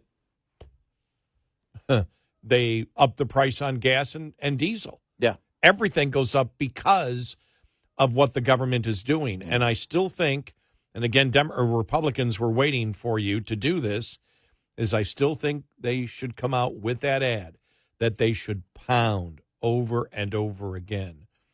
The Democrats can't and won't solve our problems because they created our problems. Mm-hmm. That's a huge, and I wish Republicans would come out with that already. That should be sort of like a generic ad that consistently runs, and it should be something. You want a talking point for members of Congress? Every Republican member of Congress, when they talk about the upcoming election and their election, should bring that up. Yeah. Every single one. Yep. Where you get sick of it. Remember? Well, we're in talking the kitchen table. The kitchen table policies of America. Mm-hmm. You heard over and over again. We were so sick of hearing kitchen table. But was it effective? I don't think anything is as effective as stating because people can feel it. They feel the inflation every day. They still feel it every single day. There's nothing like pointing out, look, it's not that these problems happened organically or because of natural disaster. The Democrats can't and won't solve the problems that we face today because they created them. Here. Just point it out. Point 1, point 2, point 3, point 4. Very easy to do, and you really can't get a lot of argument on it. No, you can't. The blaming inflation on companies didn't work. No. Again, it didn't work. What, the fifth, sixth time they've tried this here in the last 2 years? The whole shrinkflation was about greed. That's disappeared now. You don't see it. Right. No, you don't. You see it in the liberal media a little bit. Well, shrinkflation is different. I mean, they don't raise their prices. They just give you less, as if that's more evil than just normal inflation. Right. I just love how they come to these conclusions. Well, one's just inflation, prices going up. This is price isn't going up, but they give you less. Yeah. It's like, yeah, and? Yeah, it's, again, trying to go the populist route on it. And the fact of the matter is everybody knows. Everybody understands it. They know what's going on. And I've seen that meme out there that shows all the profits that companies make and blaming them for shrinkflation. Those things get torn apart because they have all the profits wrong of all the companies. Oh, yeah. We mentioned that. It's like right. way over. It's like Walmart was $155 billion in profits, and they had made $11 billion. A little bit of a difference. And so you don't purposely use wrong numbers and wrong profits of corporations in order to demonize them, unless you realize you can't make a point unless you accelerate what is the false amount of profit, and you're able to convince people that this is just unseemly. You have to lie. You have to lie in order to do so, because they feel they can't convince the American public with the actual truth of what the profits of these major corporations are. And that's the problem. And the truth is what people are living every day. You can't change that with any amount of fundraising and spending on your campaign. You can't change that reality. The big advantage for the Republicans, all the major issues that Americans care about the most favor Republicans. Yeah. All the polls, and by landslide numbers. And so if they do things right and they communicate effectively, which I have no confidence that they can do. Yeah. Well, but if they do, they can win. But I'm amazed. Are they just at times just so caught up in the bubble of Washington that they don't see? I remember one Republican congressperson, was it Gopher who said it? Back where he just said, you come to Washington, it doesn't matter whether you're a Democrat or Republican. Once you get into that office, everybody from your district is calling you for help. And so you feel that your job is to help everyone. Yeah. And so everybody gets sucked into, my only job here is to help anybody who needs help, which then is how the budget grows as far as it does, because that's what you feel each and every day. Even if you're a Republican, it's still the same thing. I need help. I need help. I need help. I need help. So that mentality is, I'm here to provide people whatever they need, irrespective of how you pay for it. Right. No, I think the bubble effect is clearly in play, and you can't get around that. 866-90 Red Eye. Lines open for your calls. 866-90 Red Eye on Red Eye Radio.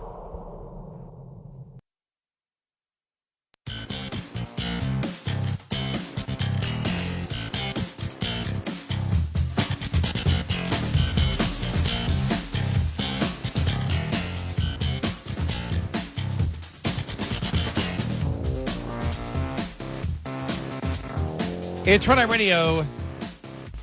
He is Eric Harley, and I'm Gary McNamara. Yeah, story about the Biden former chief of staff, Ron Klain, talking about the problems with inflation. And as we have stated, they keep screaming that inflation is, it's going down. Why can't people see this great economy? And you just shake your head because it's like, well, because it's inflation. And it's like Joe Biden's ex-chief of staff, Wall Street, or excuse me, New York Post, finally admits that inflation is clobbering us. Let's give former Biden White House chief of staff Ron Klain an A for honesty. He admitted last week what voters have been saying for the past 3 years. Inflation is killing them. Klain admitted on MSNBC that although inflation has moderated, prices are still high. The price of gas is still high. Other prices are still high, and people feel that pinch. When you say, what do you mean when you say inflation is moderated? That it's Well, the problem is that that's not how people talk, right? That's not how the consumer talks. Well, I'm glad that it's moderated. Here's the consumer's mind. One question. When are prices going to come back to where they used to be? Because we're not looking at, someone who's from the 40s or 50s saying when I was young, I used to pay half a penny for a licorice whip. That's not the case. We're saying 2019, I can see it from here. I can remember going to the grocery store and not feeling overwhelmed when I left, not having to make hard choices. And that's not even the last of it. I got to go home. I've got to pay insurance. I got to pay the car. I got to pay rent. When is all this going to go back down? And then over and over again, as you mentioned, never. It's not going to happen. And so this whole, when analysts go, or the media, it's moderated somewhat. Don't say that to people. Prices have not come back down, and they won't.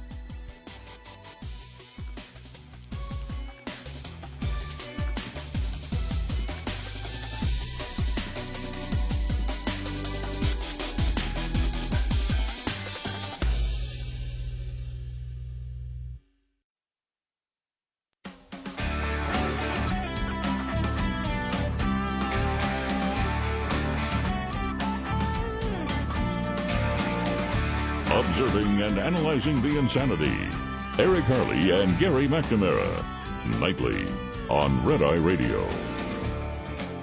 And he is Eric Harley, and I'm Gary McNamara. Just reading from this article in the New York Post about former Biden chief of staff Ron Klain admitting on MSNBC, inflation is the reason. I mean, that's why people feel bad about the economy. According to the most recent Census Bureau data, the median income household has lost nearly $2,100 in annual purchasing power since Biden took office.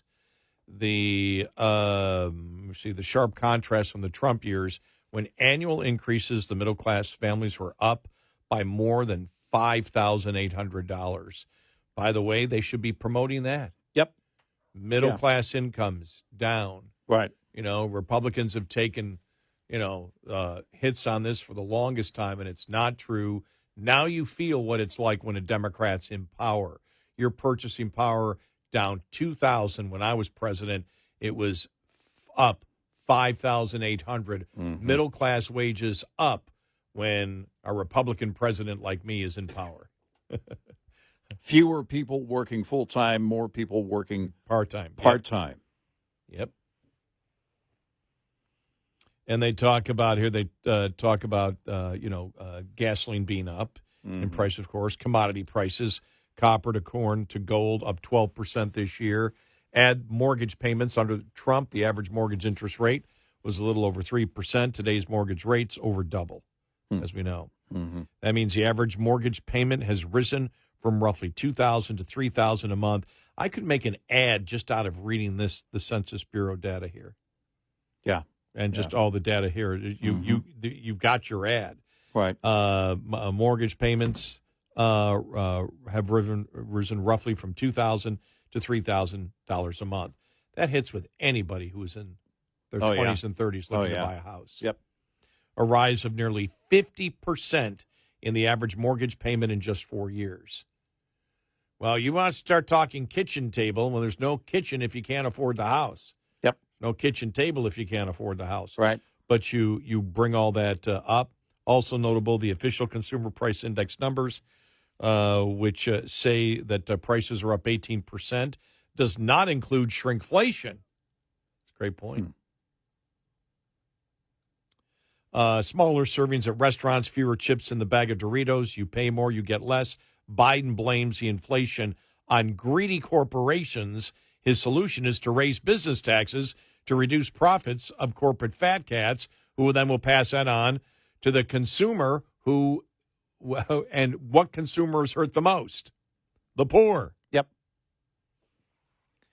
Man, it's easy, Republicans. Could you get out there and be messaging better now?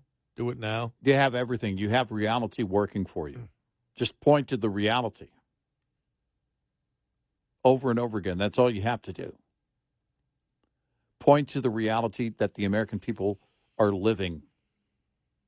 Point to the difference. Just another point election. As we've said that before. That's all you got to do. Point. There. And you have it. You have it right now. Again, it's recent memory. You don't have to go back saying, well, back then, back when. Nope. You only have to go back as far as 2019. And what's happened in your life since then? And I think one of the great points I should bring up is the Wall Street Journal analysis that we brought you earlier. Republicans should use that. Mm-hmm. What the average American buys, up nearly 40% since 2019, since before COVID. Yeah. Yeah, and it's, again, these prices aren't coming down. The only thing you can hope for is an increase, an expansion of wealth. Well, before we do anything, we have to clear off the table with all this legislation or all these rules and mandates that are going to further drive the economy down and cost us more for no reason. We're not creating greater efficiencies. We're not improving our lives through these measures. We're doing nothing but destroying lives over and over again. EV mandate, wind and solar mandates. This is pure destruction that if it were to take place fully, which I don't believe it will because of the following reason, it would destroy us. And the closer we get to it, the more damage it does. And there's no way around that. When the EV makers themselves say, hey, we can't sell them, we can't keep making them. The one thing you can't do is artificially increase demand. It doesn't matter. You can't do that. It's a saturated market at this point. You're not going to reverse that anytime soon, and you're sure not going to turn that around to the point that Americans from every background are going to be in line to buy these EVs. That's just not going to happen. I find this interesting. They ended the article, the Wall Street Journal, the New York Post article. The White House seems mystified that Americans on Main Street, USA, aren't feeling the love for Bidenomics. Maybe that's because those who live in the fairy tale land of Washington, D.C. are just doing fine. The problem is the benefits of trillions of dollars of debt spending, and they're not trickling down to the middle class and middle America. Ron Klain is right to sound the alarm for the Biden White House. The happy talk is only making Americans worried and angrier. When you hear how all this happy talk about how the economy is doing great. And this is where we get to the point of Donna Brizile over the weekend saying when Biden speaks, nobody listens. Because that's what you hear all the time. Right. The economy's doing great. And everybody's like, what are you talking about? You see this new jobs report. The economy's doing great. Well, what kind of jobs are being created? Part-time. You have fewer workers working, but the workers that are working more jobs in order to survive. So the number of full-time jobs actually has decreased. What's increased is part-time jobs, but the number of people holding those jobs is not increasing. Right.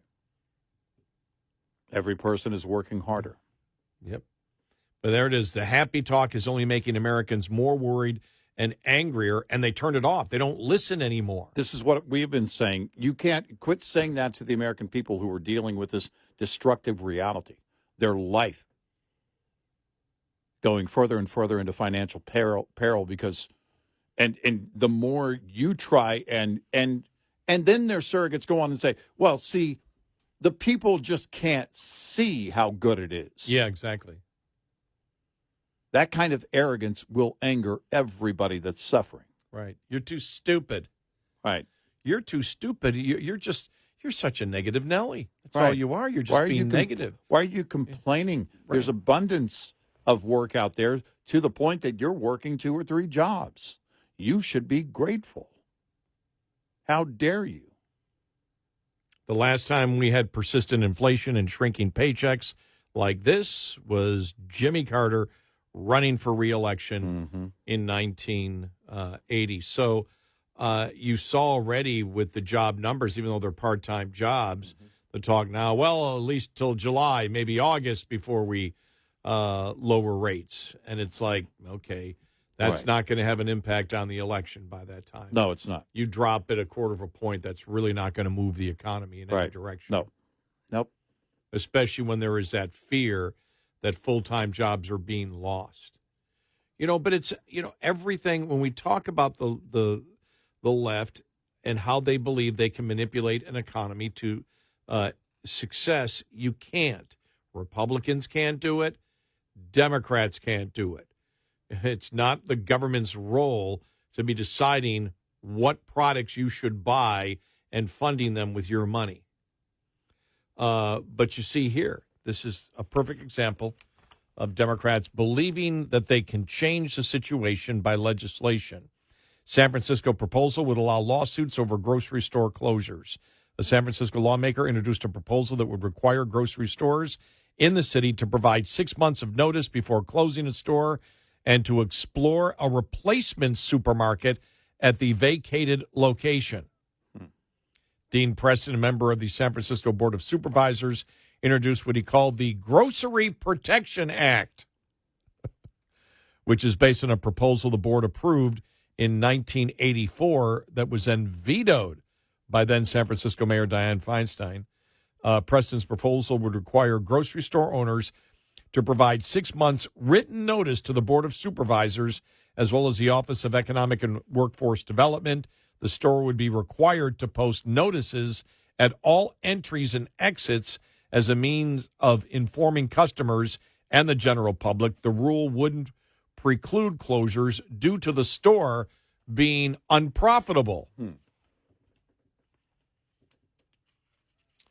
It was a good idea in 1984. It's even a better idea now, Preston said in a press conference. Our communities need notice, an opportunity to be heard, and a transition plan when major neighborhood grocery stores plan to shut their doors because of crime. No. Meeting the food security needs of our seniors and families cannot be left to unilateral backroom decisions by massive corporate entities. Well, it's not. It's being dictated by your government policy. Yep. Yeah, it's, again, we pointed out, it's all a choice. The 6-month requirement would be waived if the closure is caused by business circumstances that weren't reasonably foreseeable at the time. Notice would have been required, or if the closure was due to a national disaster or emergency. It would also not be required if the business is in the process of actively seeking capital or business, blah, blah, blah, blah, blah, blah, blah. What am I thinking here? If I own a chain of grocery stores, I'm not going to San Francisco. I'm not going to move there. Not going to do it. Yep.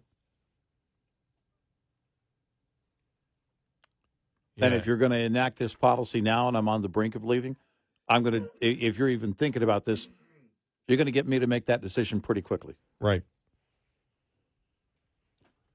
Then watch. I'll try to. Yeah. We're going to make it retroactive 20 years. Yeah. Good luck with that. They're desperate. Yep. They know. There's no way to stop them until we force them. We'll try and force them to stay. Well, like these companies are going to change their mind.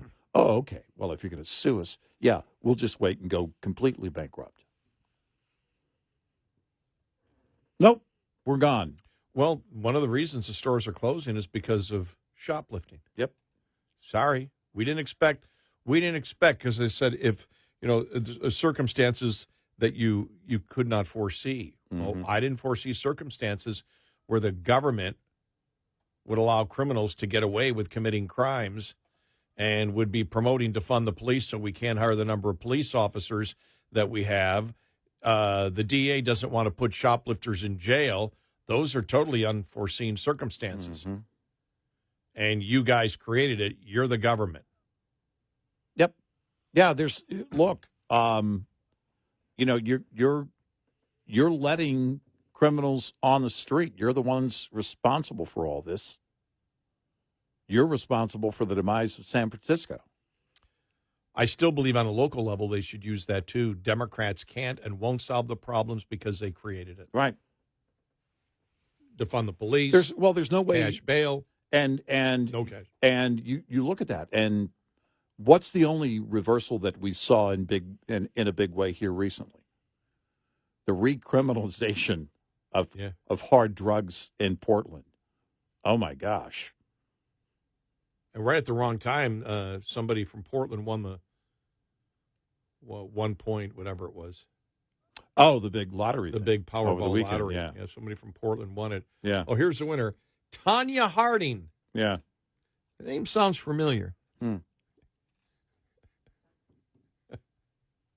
I just don't, you look at it. And by the way, even the new turnaround on that doesn't start until September 1st. I don't know how you wouldn't make that immediate.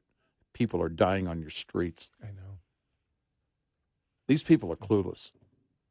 These leaders in these blue cities are absolutely clueless and uncaring. There's no doubt. 866-90 Red Eye. Get in touch with Red Eye Radio, toll free at 866-90 Red Eye.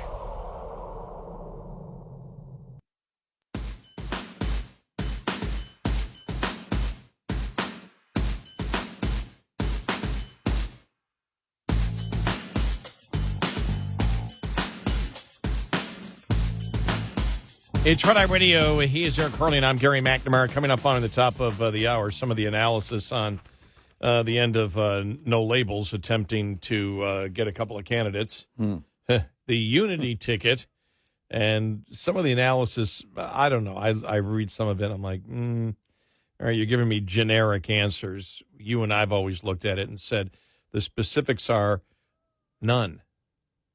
They didn't give any specifics. You didn't know where they were going to stand. How does a political party, gain power? And as we've said, where do you compromise? Well, they need to find the middle on the social issues. Where's the middle? Yeah, tell me where the middle is. Where's the middle on? Sounds like the word fair. Yeah, what's the middle on critical race theory? Right. What's the middle ground on the transgender movement? Right.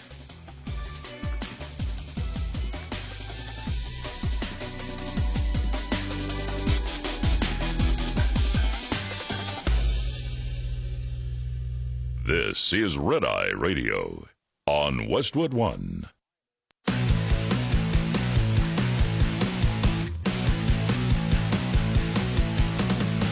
Now, it's Red Eye Radio. Gary McNamara and Eric Harley talk about everything from politics to social issues and news of the day. Whether you're up late or you're just starting your day, welcome to the show. From the Uniden America Studios, this is Red Eye Radio. All across America and around the planet, we are Red Eye Radio. He is Eric Harley, and I'm Gary McNamara. Good morning. Thank you for being here this morning.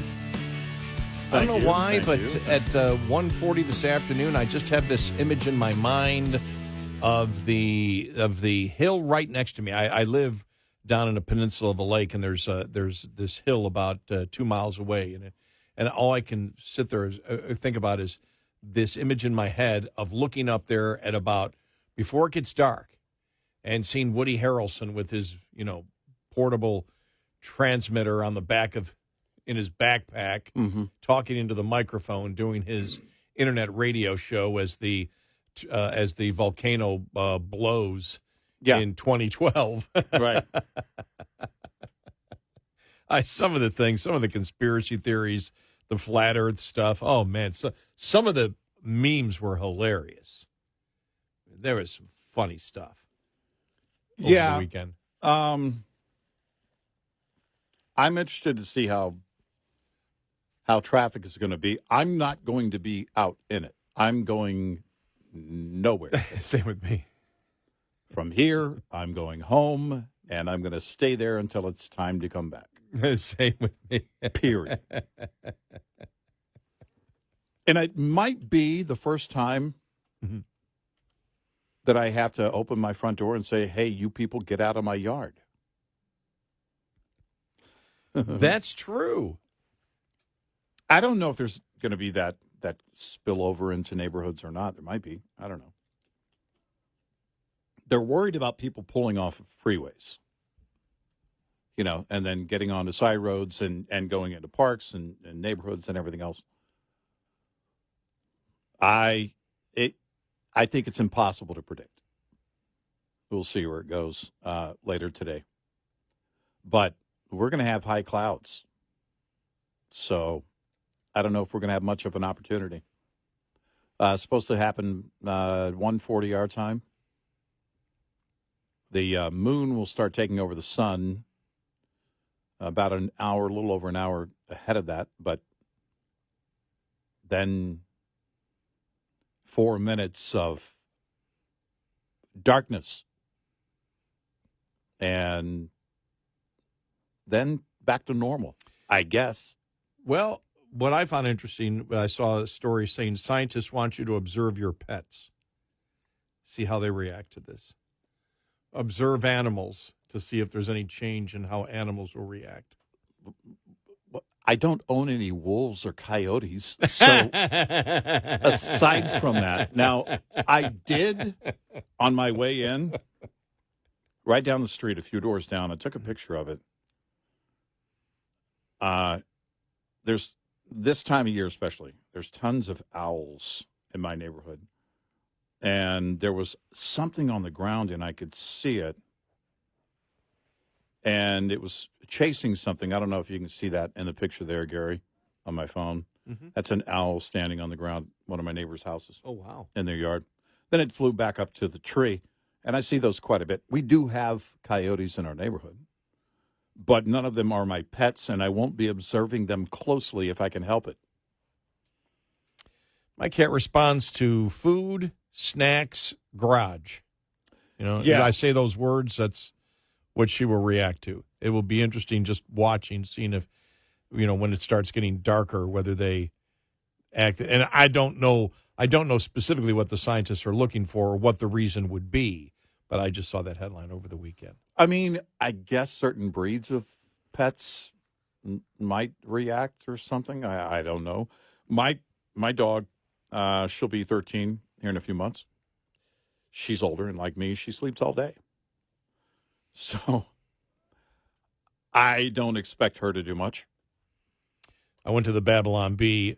Dorks of Nation hopefully identify themselves by wearing solar eclipse glasses. All the pictures of people wearing those glasses and looking up. It really is like something out of a comedy. Oh, my gosh, in their theology section. Just so people know, the Babylon Bee is a Christian parody site. Just like 9 signs God might be slightly angry with your country. Yeah. You saw Marjorie Taylor Greene. We talked about, we just, off the air, we talked about that a little earlier, the warning that all these things are God's warning to us. And it's just like, just shut up. Yeah. Just, that the eclipse is part of the warning, too. And then she tried to justify it, using Bible verses. And it's like, no. Eclipses have been going on for a long, long time. And I think God's warnings you can look at elsewhere, but seemingly as a society, we don't seem to listen, but taking this particular incident as a warning, I take it as an eclipse. Yeah. But yeah, just dorks of nation helpfully identify themselves. I said hopefully, helpfully identify themselves by wearing solar eclipse glasses. Well, Lisa, I got to put mine on. Does everybody have to put them on and take at least a selfie, even if we don't use them today? Since we bought them? I'm not. I'm not even sure that I'll go outside. I mean, if I remember it, if I'm awake and I remember to do it, I've got so much going on. I just don't. Yeah. Because I'll go to sleep. I didn't the last time. I don't know why I would be compelled to do it this time. I'll go to sleep and wake up, grab the coffee, call Dad after, a little bit, say, okay, Dad, it's about an hour away, and I'm going to see if the light changes and go out and hang out on my... Oh, I may have to fix something. I may have a small leak in my pool system anyway. I saw bubbles coming out of one. Well, so it just means I got to tighten up something. Mm-hmm. So right. It's pretty solid. Yeah. But I got to do that, so I'll be out looking a little bit. Yeah. I like, by the way, the lead headline for the Babylon Bee. South Carolina women's basketball coach announces incoming recruits, Greg and Dave.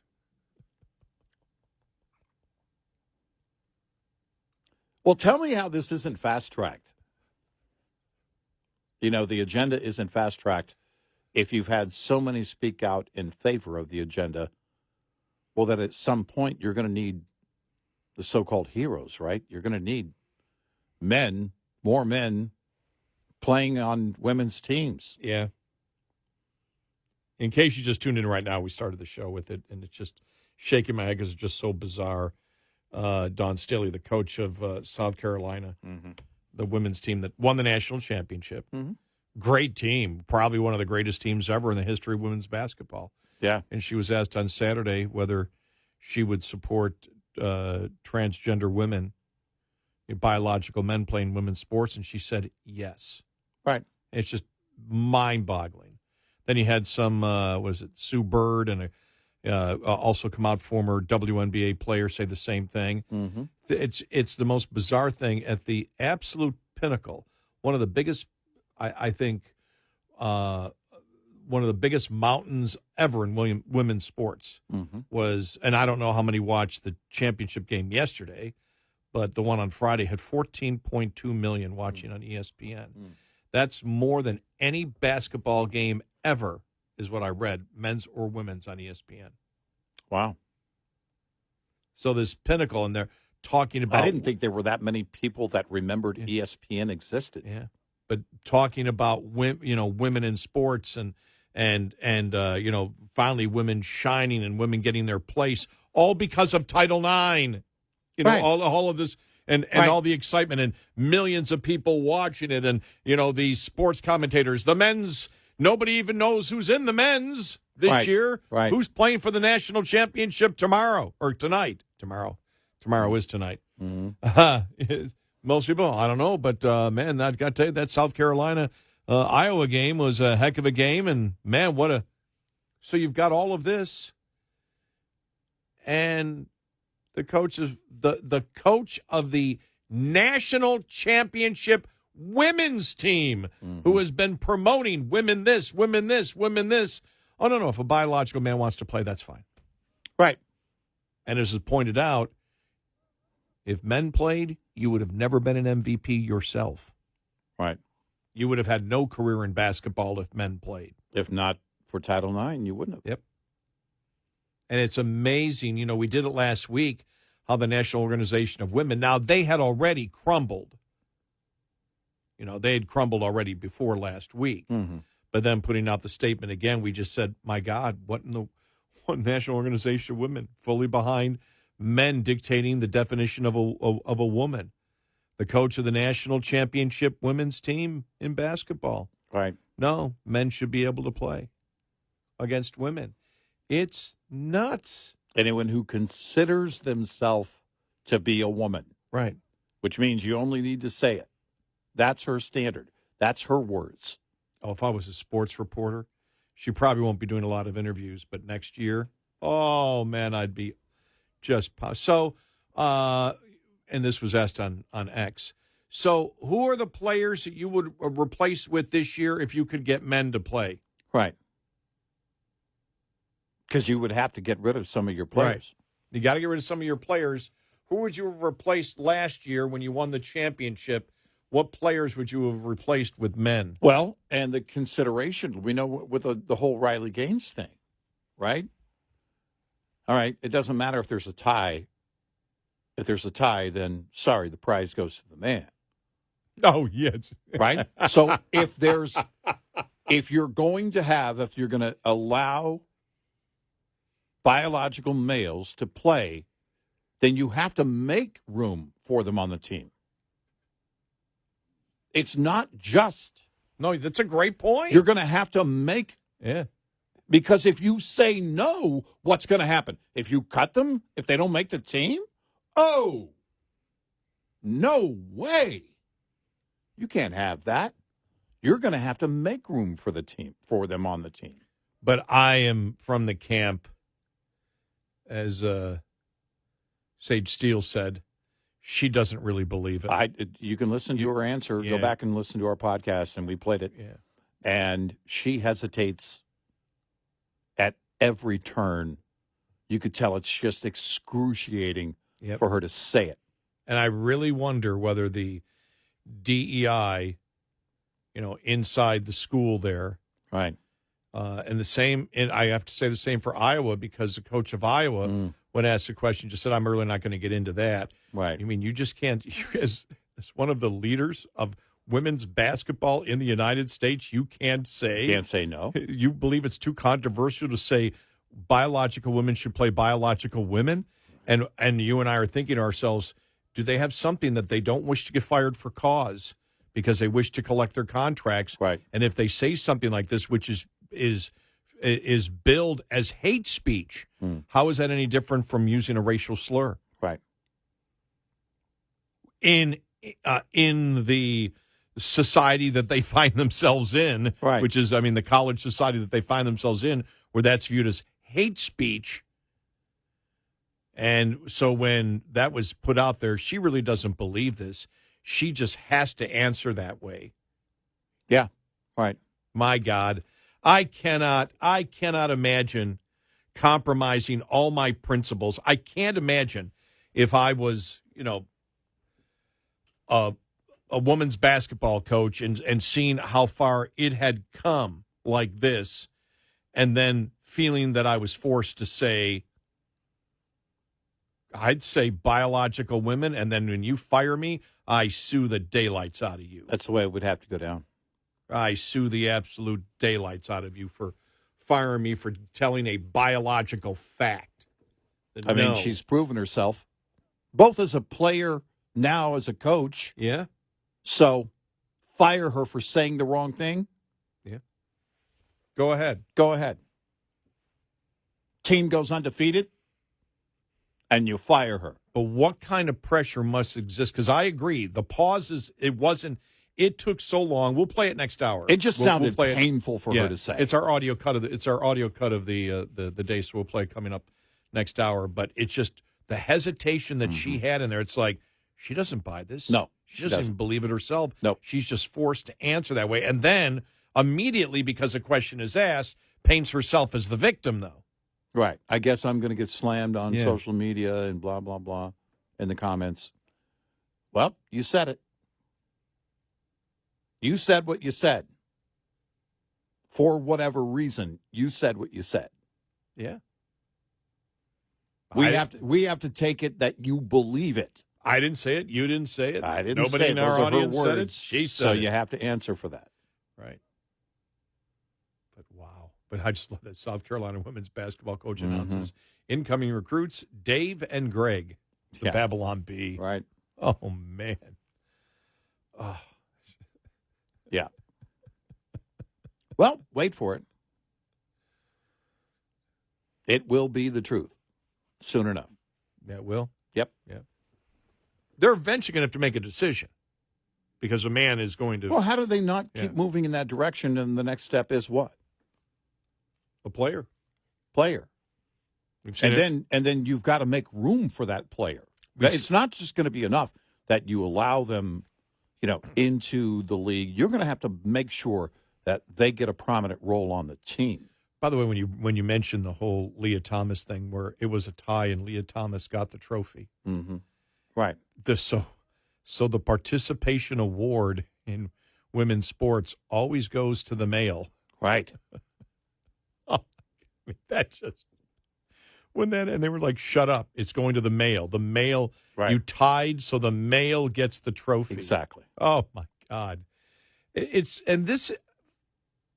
Hey, everybody! It's just I know you're waking up and probably hearing this, but going, "Oh, you're hitting this again." But it's so bizarre. Mm-hmm. It's the most bizarre thing I've ever seen in my life. Like everybody, like when Alan told me earlier, and he said, "Is everybody sane, and we're the ones that are insane?" Because it's just it's nuts. 866-90 Red Eye.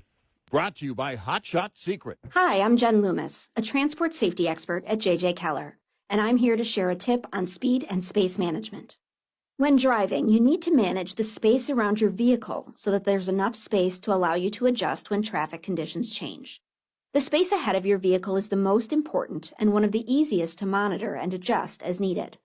One rule of thumb is to allow at least 1 second for each 10 feet of vehicle length at speeds below 40 miles per hour. At greater speeds, add an additional second. It's impossible to keep other drivers from tailgating you, but there are some things you can do to make it safer, such as increasing your following distance, avoiding quick lane changes, and slowing down. There are also several things you should do to ensure that there is plenty of space between the side of your vehicle and other vehicles. Don't hug the center line, avoid hugging the right side of the road, and avoid traveling alongside other vehicles in strong winds, especially crosswinds. This tip was brought to you by JJ Keller and Associates. Visit us at jjkeller.com. We'll be right back with more Red Eye Radio with Eric Harley and Gary McNamara.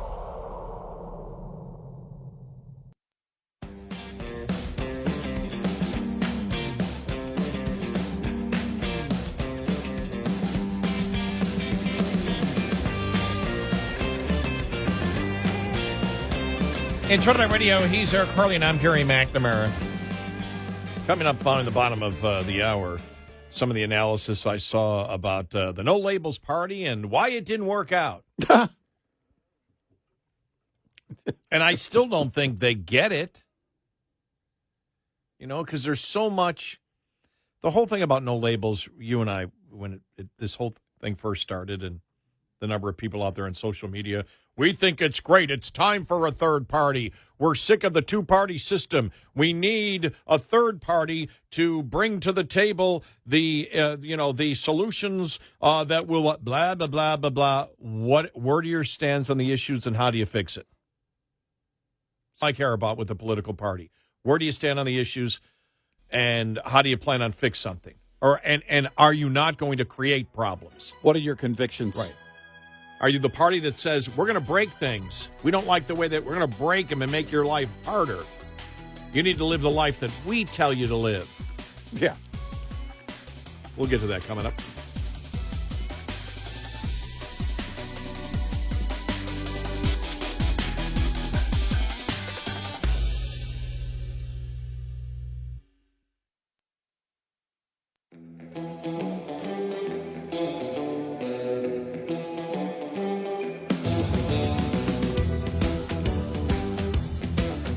You're listening to Red Eye Radio from the Uniden America Studios. And he's Eric Harley, and I'm Gary McNamara. Just reading some articles. This from unheard.com. No Labels was too beltway to ever succeed. Well, I guess I could agree with it being too beltway when they seem to have no self-awareness that to really have secret meetings with influential people who would make the decisions probably comes off as too beltway. Yeah, the lack of transparency, also the lack of answers, the lack of solutions, the lack of conviction. Yeah, that's very beltway. And then at Wall Street Journal, no labels, no alternatives, no escape. Voters don't want Biden or Trump, but America has a two-party system. we have a two major party system. Right. There are a lot of smaller parties out there that get on the ballot each and every year. But when you look at it, to us, the big failing of the No Labels Party is they didn't stand for anything. And they kept delaying what they were going to stand for. And they were saying, well, we hope that we can find the right person who will bring forth this unity. Look, it was a pile of BS, let's be blunt. Right. It's a pile of BS. Also very Beltway. It's sort of the Seinfeld party. We want to be the party of nothing. Well, where do you stand? They actually said this. We don't want to tell you where we stand because then we could alienate many people. Yeah. Well, then you're a party or a nonprofit group, whatever you wish to call yourself. Yeah, okay. You're a party without any direction. Who's going to vote for you? And then this whole thing, well, we need one Democrat and one Republican, and that would form the Unity Party. No, not really, unless you consider the January 6th committee a bipartisan effort. Yeah. I mean, it's like, and here's one thing I did like. It said one of the problems with calling yourself a centrist group is traditionally, and there's a point here, it may not be now, but traditionally, if you were a centrist, it meant you were fiscally conservative and socially moderate. Yeah, right. Well, that creates a whole bunch of problems because you had so much Democrat influence on this. Tell me a Democrat right now that is fiscally conservative or fiscally responsible or wishes to be. Right. Doesn't exist. And so that was one of the tough things is when it comes to, okay, you need to be a fiscal conservative and you're going to be a part of this party, well, then you know you're never getting elected. So what does a centrist mean then? They never explained what a centrist means. All they were doing, people complained about Joe Biden saying, basically vote for me because I'm not him. Mm-hmm. Where you were saying a lot of the messaging from the No Labels Party is, we're not either of those, vote for us. Right. Well, what do you stand for? We can't tell you. Well, is this a joke? What do you mean you can't tell me? No, because if we take a stand early on, some people might not be interested in voting for us anymore because they disagree with what our stand would be. If we tell you, you won't like it. Yeah. Sounds like a 3-year-old. I know. That's why I always, to me, I always viewed it. You and I sort of chuckle on it because it seemed so childish. It really played into every populist stereotype that you would expect from a party that was trying to be a so-called, quote, populist centrist party, and it almost became a parody of stereotypes. Yeah. We're not that party. We're not this party. Well, what are you? Yeah. Well, we're not going to tell you what we are, but we're not them. Right. Well, how do I know you're not them? Because we're telling you that we're not them. Yeah, but where do you stand on the issues to prove you're not like them? And so when I did like the one analysis that said, basically a populist centrist party, but a centrist party would normally be fiscally conservative and socially liberal. Mm-hmm. Well, what's socially liberal today? Are you going to come out and you're going to, if you're going to be the traditional centrist party and follow those particular stereotypes or labels, do you come out and say, we're going to cut the budget this year and we believe biological men should play sports against women? And that's where they are. Right. And our compromise on critical race theory, only half of whites are racist. That's our compromise. Yeah. Where do you go? Right. There's no winning if there's no conviction. They couldn't even attract a candidate. We're going to find someone who we can't tell you. And then in the end, we couldn't find. One of them called him, couldn't find our hero. Yeah. Hero, right. Find our hero. With a virtue signal. Oh, my God. Yeah. Well, I guess no one wants to be a hero.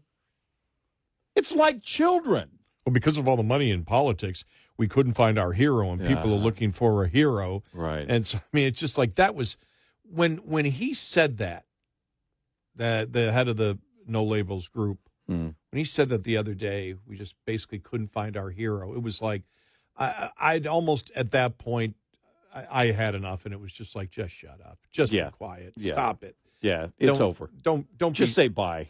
Yeah. Just say goodbye. Because all I care about of a political party is where they stand on the issues, and sometimes I want to get into the minutia of the issues. Yeah, it's and you're not willing to do that. And then the whole thing where they were, remember they had the meeting, and we've got all these people, but we're not telling you who these people are that will be voting if we're going to move forward. Oh, so a complete lack of transparency is of your political movement is somehow virtue signaling in some moral way that we haven't figured out yet? Yeah. Our idea of a blind ballot would be just to put someone's last name on there, but we're not going to tell you how they think, what they believe in. But you have to vote for one of them. Yeah. No. Here it is. Thank you, Wall Street Journal. Also, successful political movements tend to rally voters to some specific issue or cause, and it was never clear what a No Labels agenda would look like. Right. Immigration is one place that Republicans and Democrats are doing damage by refusing to compromise. But I don't necessarily agree with that. But splitting the difference on everything isn't a galvanizing message. The left wants higher taxes. The right wants lower taxes. Would No Labels nominee pledge to keep taxes the same? Without a larger cause, no label without a larger cause. Yeah. Without a cause, Without any cause. without any cause, No Labels needed a strong political personality. One by one, its best prospects said no. Some didn't want to be a spoiler. If my candidacy in any way, shape, or form would help Donald Trump become president again, former New Jersey Governor Chris Christie said, then it's not the way forward. So Chris Christie thought that if he, so if he ran, he was afraid so many Democrats would vote for him that Trump would get the win? Okay. All right. Okay.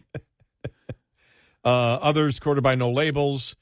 Nikki Haley might still hope for a future inside their parties, especially since whoever wins the White House in November will be a lame duck president, ineligible for 2028. Given the dynamics, it was always a long shot that a unity ticket out of the buddy cop movie, Larry Hogan for president, with VP Joe Manchin riding the sidecar or vice versa, could take mellow centrism to the office. Crazier things have happened, but it would have depended largely on the collapse of support for either Mr. Biden or Mr. Trump, which isn't in evidence despite their manifest political and personal liabilities. Mm-hmm. So there you go. Well, I'm just reading his. The public is left with Mr. Biden and Mr. Trump, and they're in a codependent political relationship. Each imagines that he's the only candidate who can defeat the other, when the truth is that each is being propped up by the other's flaws. Robert F. Kennedy Jr. is no good alternative. He's a vessel for the discontented, a man of the left who faints to the populist right. Unlike No Labels, Mr. Kennedy doesn't mind being the spoiler, but which side he'll hurt more is hard to guess, and the polls offer conflicting evidence. Yeah, okay. Well, we were told with No Labels that they were going to have a candidate if it was Biden-Trump. Right. So no, they seemed very confident. I mean, in fact, they kind of made it seem like that the problem would be all of the candidates that would want to run, narrowing it down to just one. That seemed to be their level of enthusiasm to begin with, and then they ended with, well, I guess we don't get our hero. Well, they had no platform. They had no candidate. No conviction, no backbone. No conviction, no backbone, no platform, no candidate. Yet they virtue signaled as this is what Americans want to provide this third choice. How do you attract big donors that way? We want you to give to the cause. What cause? You know, the cause. Which one? You know, our cause. What's your cause? Can't tell you. The check's in the mail, right? We all know, but we're not ready to tell you yet where we stand. It's like 3-year-olds. I know. You and I said this all along. I have a secret. What's your secret? I can't tell you. It's a secret. I mean, I've been through this too many times. And then, but here's the difference. I've learned, you give that 3-year-old a $5 bill, that secret comes flying out. They can't wait to tell you more secrets. You just got to work the system. Well, the reality is, and, you know, we talk about the cult of personality, but it's more than that. Mm-hmm. You know, I don't think the Wall Street Journal went nearly far enough in their analysis of what's going on. Yeah. You have a political party that really, for the first time in modern history that I remember. Now, the bad thing is, you know, I always view the Wall Street Journal editorial page, and I always think, well, these are people that have been around a lot longer than I've been, and I realize that's not the case anymore. Well, but they, you have to look at it as to what the political parties have done. Mm-hmm. The Democratic Party has created a party which causes the worst problems we feel today were caused by their legislative actions. Yeah. And the things that they have done. You know, when you look at the or executive orders from the president, when you look at the border, you know, when you look at what happened during COVID, Americans find these things completely and totally unacceptable. We talk about EVs, we talk about the grid, we talk about so much that's going on. The pathological line that comes out every single day, you know, inflation. It was caused by the administration. It's caused by what they did. It was caused by what they voted on. And so you have that, and you have the other party is not just a Donald Trump figure standing there who is saying, I'm not Biden. Right, yeah. That's not it. And the one thing that's saying is both are propped up by the other one's flaws. Well, I understand what they're saying, but when it comes to Trump, there are specific issues that he stands for, and everybody knows it. Right. And the American people stand with him on those issues. Many of them. 866-90-RED-I. Coming up, more with Gary McNamara and Eric Harley. It's Red Eye Radio.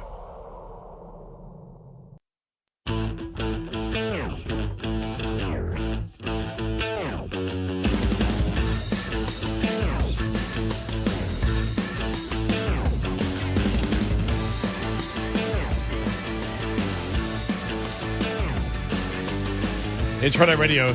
He's Eric Harley, and I'm Gary McNamara. I just love this headline. Fetterman on squatters. He's been talking sense lately. Fetterman saying squatters have no rights. Wow. I'm just... Yeah. He said, it's wild that if you go away for a long trip for 30 days and someone breaks into your home, suddenly they have rights? This is crazy. Like if somebody stole your car and then they held it for 30 days and somehow you now have some rights? I am not woke, Fetterman said. Yeah. Wow.